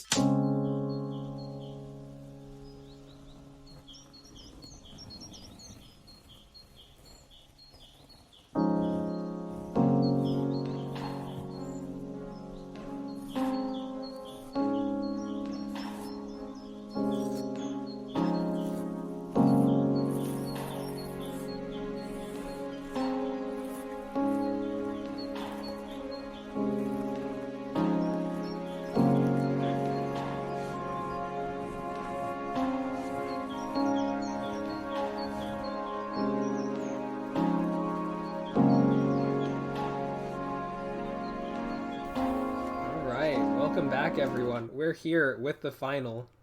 Pogger Woggers versus... John's Cake. We'll see it. We'll see who wins. The Mimi Twitch chat Pogger Woggers, or the massive John's Cake. We'll see who takes the APSA Valorant Tournament tonight. Finally in the finals, let's see how the agent selection screen goes down. And we are playing on Split, which I think for most of the Valorant community, this map is going to be, this map is very contested. Some people really love it. Some people don't. But we're going to see some very interesting Sentinel plays. And we're going to watch how these teams compete on probably the hardest map in the game. Yeah. I mean, we have Pogger Woggers. They want to defend first. And, I mean, on Split, attacking is insanely difficult on this map. So, looks like Pogger Woggers wants to stack up as many rounds as they can on defense. Yeah, and when they go over to attack, it'll be hard. I think the interesting gameplay, like the interesting player to watch will be Jordan Jacinto on Manny Pacquiao because, what's it called? On the Cypher. Cypher on attack is not very good. And, it's very, very hard to see, how that gameplay dynamic works out. Ooh, actually, we're seeing... Yeah, we might be seeing some technical difficulties here. I'm not sure if that was intentional or not. We'll have to ask in the chat, but Nico, my cousin, didn't end up picking and got auto-filled on Viper, so I'm not sure if we need a restart or not. We'll see. Maybe it's a Viper versus Viper, Hopefully they're not watching the Twitch stream. It seemed like it was intentional when she picked it last second. Yeah. We're starting. We got Viper versus Viper in the final. Maybe I was wrong about the Viper, I mean, if I said nothing, she wouldn't be here, but... Yeah. I guess people like playing Viper, I guess, who would have known? Yeah, people like playing Viper after we say we haven't seen a Viper in the tournament. But look, there might be a setup right here. Maybe Nico, my cousin, in the break, they're well rested for this game. Might have been looking up some Viper smokes for Split. You never know. Yeah. Heidi was last seen playing the Jet, so. Oh, but we'll see how she uses they're Viper's stacked abilities. outside of B. Might see, how this push goes. Jayvee and Nico, my cousin, but they're going slow. They're taking it slow. Oh, he spots one. They tag each other up. Tag each other, but gets no frags, and we'll see. See how John's Cake wants to push this one. Now, I think the interesting player to watch is Pacquiao to see if he plays this aggressively, plays it slow. We saw him kind of fragging out more in the last game that we watched. Now they're walking up mid. Pacquiao does not know that Sage is in the smoke. Yeah, they're about to encounter each other. Gonna be a duel, but looks like John's Cake instead wants to go towards ropes. Yeah, and Johanny's here on the other side of ropes. Has her boom bot in the bottom. Hears that. Knows they're there. But they're not pushing. Oh, might be able to grenade this. Pacquiao kills sloppy thirds in mailroom. Finding a bomb. Gotta get out of there. Taking 40 damage from that. Christian Co. Knows that there's two people, or just Johanny's there, but doesn't realize the Sage is also there. Yeah, it'll be very interesting to see how this turns out. That pick is huge. This range is really long for Johanny, though. Gets spotted. Here's that drop. They're very up close. Oh, right. Ooh, the left click. Yeah. I thought it'd be a right click. Might have been miscommunication there, actually. Jordan knows he was there, but Christian Co pushed it regardless. Bomb goes down, but... Oh, gets traded. Yeah. And that's a 4-0, 4 alive to 0 for Pogger Woggers. Yeah. John's Cake only gets one, and I mean, that was a very slow push coming from John's Cake, but they only were able to get one kill from that. And we'll see what Pogger Woggers buys on this round. Yeah, I think it'll be very interesting, to watch how, these teams end up interacting after that pistol round. Christian Co says that Johan's too good in the chat.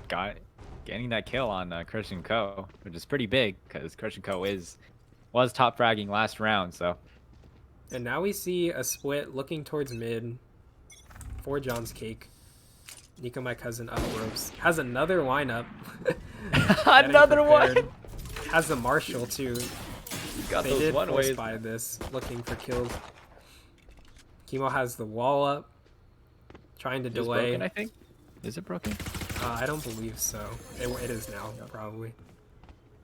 Sloppy Thirds on, on the box, trying to look. He's Chemo. Now Gets Sloppy tagged, goes but really doesn't- low. Gets a heal off on herself. White Tofu goes down. And they're looking mid. They might John's rotate Cake's through retreating. sewers, but Yeah. as you can, they're coalesced in sewers right here. We can see that they're like looking for this pick, but Pacquiao has the crazy angle. Paki's, still Gets the expecting good them to kill, go and mid. now off the angle, and we see that this sewer walk is probably not going to go well for them. Yeah, 2v5 situation on the save, granted. But no, John's Cake, they seem a little lost on how to approach this round. I mean, it is a 2v5, but after pushing mid and not finding anything, they couldn't come up with anything else. Maybe next game gets marshaled by Nico, my cousin. The Viper duels. Goes down, and Manny Pacquiao is all that's left. We'll see if he can find Pacquiao anything, gets but the kill at A-Ramp. he nearly gets one tapped by. And of course, the 2 versus 0 is natural if you win the pistol. They're on defense, which is, I think most would say the preferred side on split. Oh, they got their sprays down. That's Pogger. Oh man, look at Pogger Woggers feeling pretty confident, That's like the huddle they do before the match starts. But Manny Pacquiao grabs a spike. I think they're looking for an A push here. White Tofu on the Vandal. Full bot team versus the force buy from the second round, so we'll see how this runs for them. But I think Yohani's gonna have to hold down this push. this A-ramp, doesn't expect there's gonna be 3 people outside or behind outside that wall. And, Oh, that boom bot good might use be of the room huge. bot. Oh, Sloppy Gets Thirds taken ends up down, getting it. Oh, and now we're gonna see some very interesting plays. They're gonna, push up onto the site. Yohani's still looking A-ramp for this flank. She might know that Sloppy Thirds is there. If she checks this, it's gonna be huge. Getting saved. Oh, looks like it's getting to a duel. Doesn't find the kill. Christian Cole getting a kill on a chemo. Now they are in a 5v3 situation. Ducci dies to Sloppy Thirds. All that's left is Pacquiao, Peter Lee.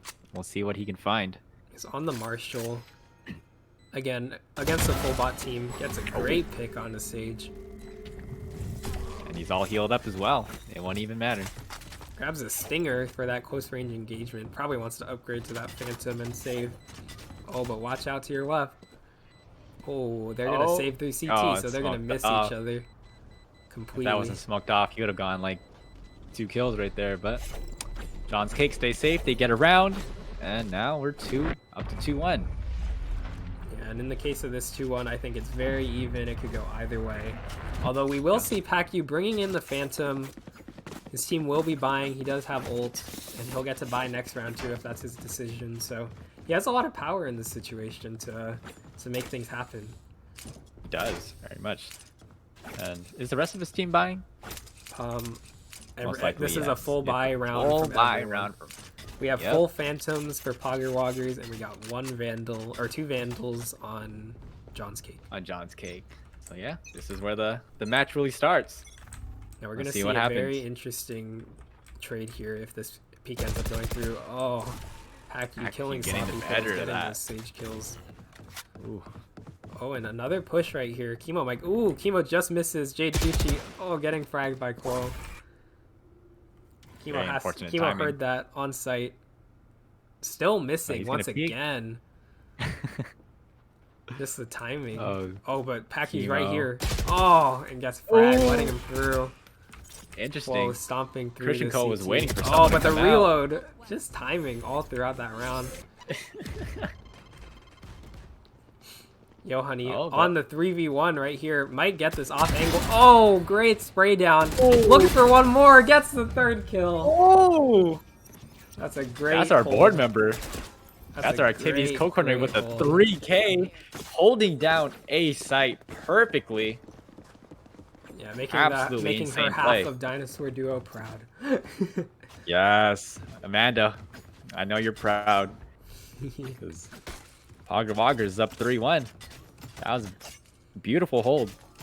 I mean, granted, 2 of them were low on John's cake, but The spray down was third- perfect, and the third frag Yes. with the swing, very great. And now they're forced Yep. to stagger by. So if Pogger Woggers pulls this round off, it's gonna be, their economy on John's cake is gonna be very, very shoddy. Dunzo.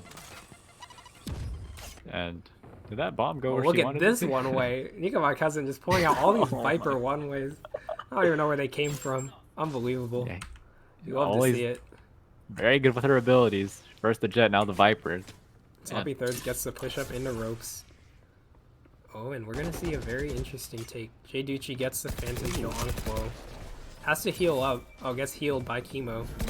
Oh, the blind from And main. the flash. Chemo. Oh, Chemo slows down Mugen X Chemo, gets the spike down. They might know Omen's there. Oh, Chemo just swings. Murders. That slow was huge. White Topo had no idea that he wrapped around, which is The slow orb really stopped them in their tracks. very smart play from Kimo right there. And now in the using the 6th round. intel from the blind, I'm sure it was all called out and articulated through comms, so very well done by Pogger Woggers. Now we can watch Chemo B-hop for 10 seconds. You know, using that dagger, that knife, looking very nice skin. Is that the Elder Flame Yeah, skin? the Elder Flame dagger, showing it off. Showing it off, showing, he's got that. He's got the coolest skins of the game. White Tofu trying to look for this pick. Oh, Christian goes Cole. down. Or no, he kills Quo's Pac-U, Pac-U. actually. My fault. is The huge. Reina duels. One of the Reina dies, it's whatever. But he goes back for this repeat on mid, but Oh, wall is looking barrier. for this pick. Oh, but gets sprayed down just a little bit. No armor. Has to back off. Here the Going Phoenix into ult sewers. coming in from Jayvee, trying to look for Quo, but he runs away. Although gets the intel that Ramen is clear. Everyone so yeah, rotating Kemo's back. expecting the safe push. They're all rotating. Johan has And- ult here. Could be very interesting. Doing a great job with this A hold. Playing it very slow, very smart. Ooh. Now when she peeks, Oh, look at that ult. using that ultimate, she knows there's one Oh, back there. great Gets the kill. kill. You love to see that. Chemo shooting at A ramp, pings it. There's 2 there actually. He doesn't know it. Good use of the we got smoke the to get flank out of from there. Jayvee. So they're trying to sandwich them. Tags Viper. Oh, and Chemo finishes them off. Oh, very smart. Great teamwork. 5-1 Great on flank the to get them match. out of there. Yeah. Absolutely flushing them out. We're now at 5-1. I mean, our on split. John's cake is on attacker sided. So, yeah. Pogger Woggers just wants to rack up as many rounds as possible as they can on defense. Yeah, I think, in my opinion, I don't know what your thought are on this is, Jayvee, but I feel like 4 rounds on attack on split, you did great, I give yourself a pat on the back. Honestly, just 4 rounds is okay. Because, I mean, Oh, I Pac-U mean, yeah, looking for this just pick get all on those rounds of Sloppy Thirds. If he gets this one, he's been winning these matchups. Gets tagged. Doesn't trade damage back. oh, But they have the knowledge. Still engaging bullets. And I saw Nico, my cousin, Christian Co's putting pushing down up. another smoke, ready for that push if they go. Jayvee puts down her firewall. now just Running to the other switching side. angles. This could be very interesting if they don't check it. Yeah, It's they an got a off angle crossfire. with the fire. Yeah. Christian Co is there. Jayvee's on the other side. Oh, Sloppy gets Thirds spotted out by getting Sloppy fires. Thirds. Yeah, very. And the Omen, I think it could be very interesting. Chemo's getting ready to rotate back. We have Pac-U on the Reina ult. Ooh, Nico, my cousin, getting that frag. Oh, and the flick and getting is to the perfect. duel. Now they have the I think sight. Chemo gets the kill. And I think, this could be very interesting for them. We have Mugen X Kuma on the Viper, slowly inching up. But Chemo peeks it. Oh, and goes down in that Gets engagement. better of that duel. They have the 3v2 on the site. Oh, and Reina's still ulted. Oh, we got the Viper ult coming out. Oh, and through the smoke gets the kill. Pac-U playing very, very, very aggressive. Gets the E out. Oh, and Yohani with the dies to the grenade. bomb. Very Use well all done their retake abilities. from. Yeah. Pogger Woggers with the well done retake, and John's cake really, they don't really know how to get on the site or find an answer to their defense. Yes, and we know Only they're retaining one we know round. John's Cake is an attacking team from last round, so or from our Yes. last game. After getting a flawless attack recited on Bind in the last game. Yeah, it'll be Absolute very masterclass of a interesting. showing. So we have And- Sloppy Thirds and Manny Pacquiao, you know, like on the A side of the map. Oh, and Chemo getting two Chemo. picks. Has the spike That's down. crucial. Uses the slow orb, which we know he's been using as a great ability. Oh man, sprays That's down that low. battle sage. Look at him go. Get Doing to amazing 3K top looking for fragging, that 12 ace. to 2. Ooh, doing I'm better kinda than sad Pac U. about it. In a competition to see who gets the higher frags. We have Sloppy Thirds trying to share.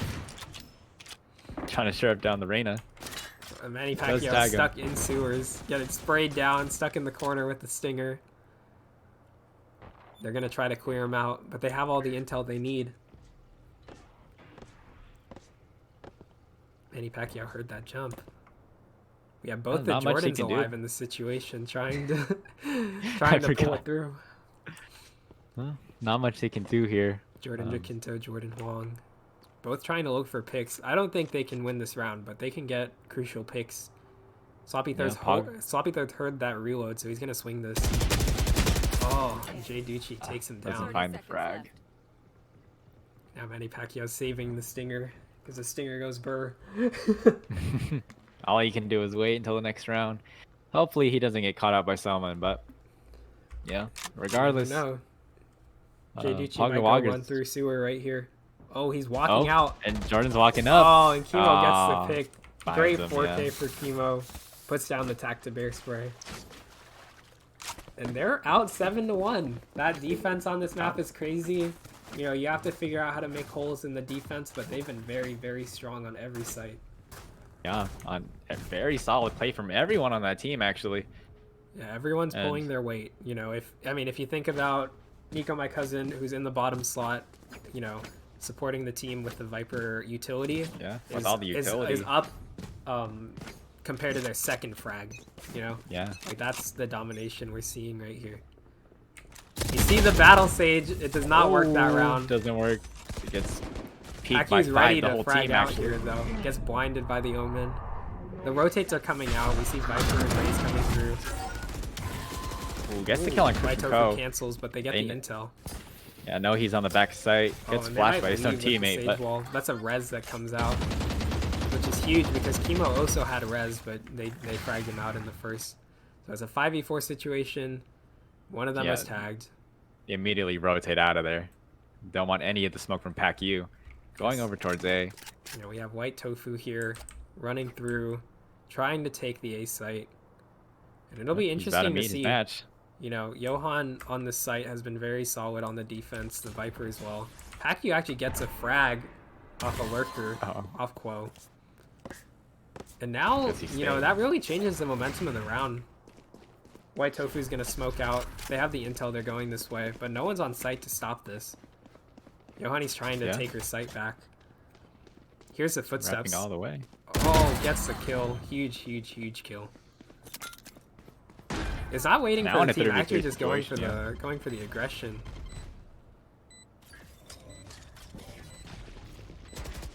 Oh, getting that pick. Close, close. Oh, No. and there we go. Johanny just Miscommunication there. Didn't know where anyone was at. Getting they have the sprayed last one in down. heaven.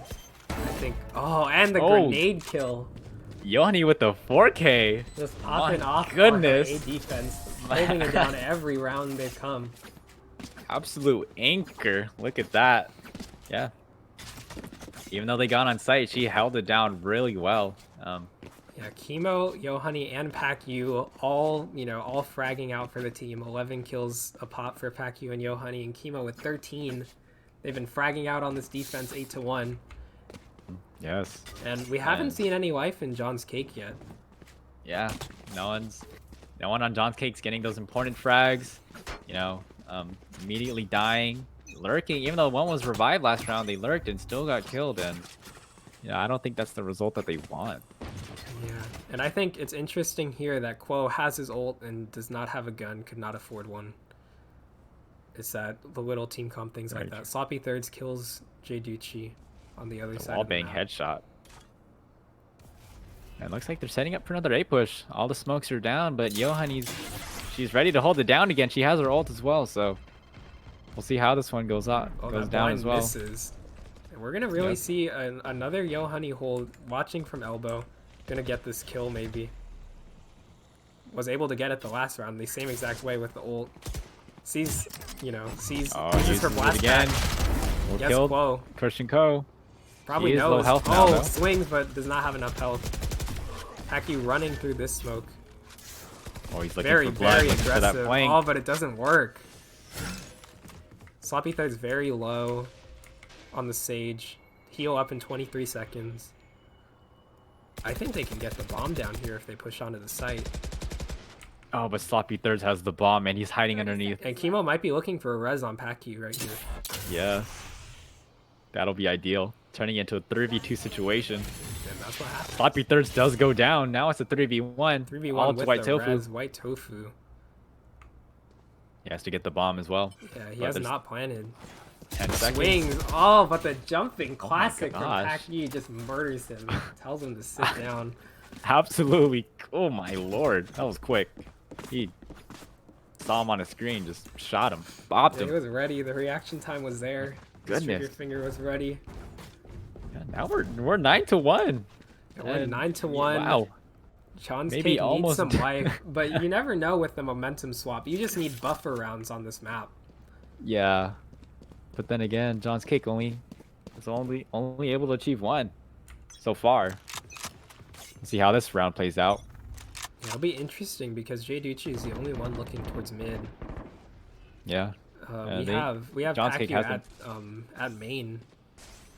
Trying to look for an aggressive kill though. Just waiting patiently, watching for this take. You can see that Sage already pushed up. Chemo right here. One in a row. So close. Oh, frags through with the flick. A spray down. Paki getting a kill on the box. Oh, and he's gonna peek gonna this. Keep going. Yep. They don't even care anymore. They know that they're gonna be the winners of this tournament. Yeah, they have the confidence in this team. Yeah, you know, they've worked for this. Paki, oh, super aggressive. 3 bullets, has to reload. We might see Nico, out here playing like it's a normal game, man. Paki, oh, running Vandal kills them. And the trade from Jayvee, perfect. You know, perfect takes. 10-1. Wow. That was it's an absolute massacre right now. Yeah, we're looking at the top slots. They got one mid and they just kept pushing. You know, we're looking at the top slots on Pogger Woggers, 16, 14, 12. No one's close to that on John's Cake, and I think that's the issue in their gameplay. If you don't win, they're not able to get frags. Yeah, they forced not even just strategy last anymore. round. I mean, they're broke, but it doesn't matter. You know, it's the last round. They're probably gonna do a full rush here, but I'm ready to watch Yohani take her site again. You know, she's been doing a great job holding this. Oh, Chemo gets the first frag. Gonna swing it again. Oh, kill Sloppy Thirds through the smoke. That has to hurt. Again, getting so many kills with the smoke. Slowing down that push with the slow. Absolutely brutal. Jayvee and Mugen X Kumo are gonna meet in sewer right here. Oh, so close. And 1v1 goes to Mugen. But Paki trades it, has the spike down, uses ult. Does not know that they're all A side, but they're gonna meet right here. Nico, my cousin, gets one. Oh, and Yohani right here are gonna trade. Oh, great. Gonna get the kill on Manny, or yeah, on White Tofu. White Tofu. 11-1 at the half. So the momentum is completely in favor of Pogger Woggers. They've won 10 in a row. Oh no, 9 in a row. 9. They could make it 10. It'll be very interesting. And you know, I really commend that to Johan's hold on A site. You know, Nico, my cousin, utility, and the flanks from Jayvee. You know, they're really supporting their top frags in these situations. Yeah, they really held down those rounds that they could have, that John's Cake could have won. Yeah. You know, the 3K that Yohani got, the 4K as well. Like, I mean, yeah, those close rounds were, yeah. You know, those pick trades. You know, they really made the difference in those situations. Yeah, it could have been 9-3, but no, Yohani was holding it down perfectly and amazingly. And now we'll see how they do in this round. Gets one ghost pick, almost gets the second one. Oh, but then Hemo, swings that and trades it, heals himself. And they have the sight here. Yeah, very quick. Spikes going down, 2 are coming screens, and 2 are coming heaven. And it'll be interesting to see how these teams, how they react to each other. That's a kill from Yohani. Yeah, this is the first. This could be another one. She's on her sight. Oh, close. Jayvee trades it with the frenzy. And they have last remaining. Goes down at elbow. Oh. Now we're at match point, Dalton. And we're at match point on the round with the most momentum. Wow. They're going to force up this round. And well, if you look, even John's Cake is forcing up. Yeah, as best as they can. It's 12-1. This has been an absolute domination from Pogger Woggers. And John's Cake has not found any sort of solution whatsoever. They've shown no signs of life. I think I've seen the gears turn. I've seen them try to adapt their play, but I mean, if you look here, if Sloppy Thirds and Mugen X Kuma go down on this take, it's probably over. That's the trade. Oh. Attack you on the Guardian. They can push up to sight here. They have the intel on the Viper. Oh, looks like they go to heaven. Walled off by Jayvee. Let's see what happens on the here. Marshall, trying to look for angles. Gets blinded. Almost pre-fired by Jayvee. The smoke will stop them from pushing just for a little bit though. But they are pushing gets on the the site. kill on Manny Pacquiao at elbow. Ooh, and Quo trades Pacquiao. That could be huge. Yohani's probably going to try to swing this. White Tofu killing Jayvee in heaven. And Quo killing Nico, my cousin. Yohani in a 1v3 situation. Or what? Yeah, on her site though. Yeah. Could be very interesting. And maybe she wins this. Huge way to counter the flash by walking up. Now in a 1v2. The situation is absolutely in her hands. They have guns, but she has time and she has partial armor. And Viper is also one shot with a Phantom, granted, but it'll be very interesting to see how she plays this. She will naturally run into both of them if she peeks ropes right here. She might look. Ooh, doesn't look long enough. Nice. Oh, doesn't get the frag though. Oh, but she's low. Gets taken down by White Tofu. And now we finally have a round from John's Cake. Yeah, making it 12-2. They show signs of life on the round. That's probably least probable for them to win. We'll see. That second round after a pistol win is very, very difficult, and they pulled off a win there. Yeah. Very unfortunate for Yohani. Fourth buy was worth it. Yeah. If she peeked ropes just a little bit more, she would have saw Mugen X Kuma in that situation. But very, very close. We now have a full push onto all their forces. They're coming towards B. They're walking up slowly. They have. We'll see if Manny Pacquiao can hold it. He is playing the Cypher on B site, so. Yeah, Pogger Woggers, very interesting. Gets spotted by the camera, so we might see full rotates coming out. White Tofu puts down the smoke immediately. B is a very hard site to take against a Cypher. Oh, but Manny Pacquiao gets hit by the boombot. That's a lot of Sloppy damage. Thirds healed Manny Pacquiao. Now it's basically at an even stalemate again. The push doesn't come into B though. Are going towards mid. We have Pacquiao on the Sheriff again. We know he's nuts on this gun. Smoke's coming in from Haiti. Looks like they want to go towards B heaven though. Yeah, we have Sloppy Thirds trying to flank them, so if they take too long, they will be punished for it. But we have Sage and Raze going into sewer. And they're looking towards mid, but look, this flank is coming in. Gets one. Only gets one. Oh, close to getting another. Raze, but doesn't find anything. They have to move. And they moved up into mailroom, up heaven, getting onto site. Jayvee holding this flank. Might be able to get picks. This is an off angle. Oh, but doesn't swing fast enough to get the Cypher. Cypher checks hell. Manny Pacquiao. And the bomb is planted. We'll Viper see how walls John's all over the site. They're coming from every direction. Oh, Nico, my cousin, goes down to Sloppy Thirds. Oh, they're all very one low. pick from but Pacquiao. he gets the kill and he gets the heal. This could be it. And the second. Oh! And that's the game. Pogger Woggers coming through. Pogger Woggers 13-2. Absolutely destroying John's Cake. Absolute My goodness. murder to end the game. come back to the caster screen. You Wow. know, I think actually we can go look back at the final, right? You see Chemo, you see Pacquiao, you see Yohani. They really, they work together with their utility in Viper and Phoenix, and they pulled out a great game on defense. Really popped off. Chemo and Pacquiao with 19 kills and Yohani at 17. And I mean, on the other side, the opposing top fragger has 11 kills, and that's still not at all close. Yeah, and even on Jayducci, 6 kills to Mugen X Kuma and Manny Pacquiao's 3 a pop. Those differentials become your game effectively. Yeah, and wow, I guess on Pogger Woggers, they really pulled through. They have the better fraggers, the better aim, the better strategy, and they won it on the hardest map. I think one of the hardest maps in Valorant. So, and they pulled out a stomp even after the swap at the half. Yeah, very wise choice to defend first, because wow, how many did they get? 10 rounds? They got 10 rounds, and they got 9 in a row. Oh, that was absolutely brutal to see John's Cake just get run down after round after round, never finding an answer or finding any kind of life into their game plan, and it really reflects in the score of 13-2. Yeah, I think they did a great job. Especially, if you played a decent amount of Valorant, like the throw potential is still there. Even at 11-2, it could still happen, that comeback. Especially, when you're attacking on split. But, they pulled through. John's Cake won that very important second round, but it wasn't enough to push them into a consecutive spree of rounds in the same way that Pogger Woggers did.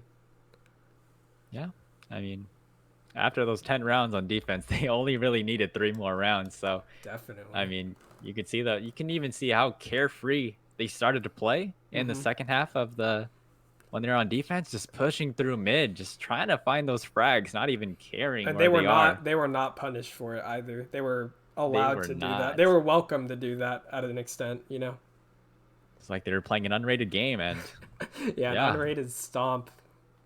But the reality is, it was the final of the Valorant tournament, and our winner is Pogger Woggers, 13-2 against John's Cake. So yes, let's all give a huge hand to the players on John's Cake. We have Chemo, Pacquiao, Yohani, Nico, my cousin, and Jayducci. They have showed us the highest quality level of Valorant in APSA currently, and this match was absolutely amazing, and it was a huge congrats to them. Yeah, definitely. I believe that all of them did a great job contributing to this win, and they really worked as a team to make it happen. Yeah, they really did. I mean, Peter Lee, Chemo, Yohani top fragging, and regardless, their teammates were always supporting them, getting those trades, getting those frags, and they really did deserve this. Yeah, 100%. This tournament win. And with that, we declared them as the winner of the tournament. Give me 1 second to pull this up. We have Pogger Woggers winning the tournament. Big congrats to them. And yeah, with that concludes the APSA Valorant tournament. Do you have anything to say, Jayvee? It's been a long night, and yeah, I think it's time that we sign off now, because it's been a long night of Valorant gameplay, and it was absolutely amazing, and it was fun, and I hope all of you enjoyed it. 100%. Special thanks to all of you for coming out, and thanks to my fellow caster Jayvee for making the night great with all these games we got to watch. And congratulations to Team Pogger Woggers. Yes, let's go, Pogger Woggers. You made it happen. Coming from that Icebox game, playing on the hardest map, you made it happen. Big congrats. Yeah, y'all are the Pog champs. Yes, you are the Pogger Woggers of APSA on the Valorant tournament. And you know what? You should be the APSA Valorant team if we ever organize. What do you think, Jayvee? Yeah, maybe they can be our representative. So yeah. 100%. And yeah, I think we shall end off here. So thank you for watching, everyone, and we hope to see y'all at more APSA events. Yes, thank you. 100%. Thank you for coming out.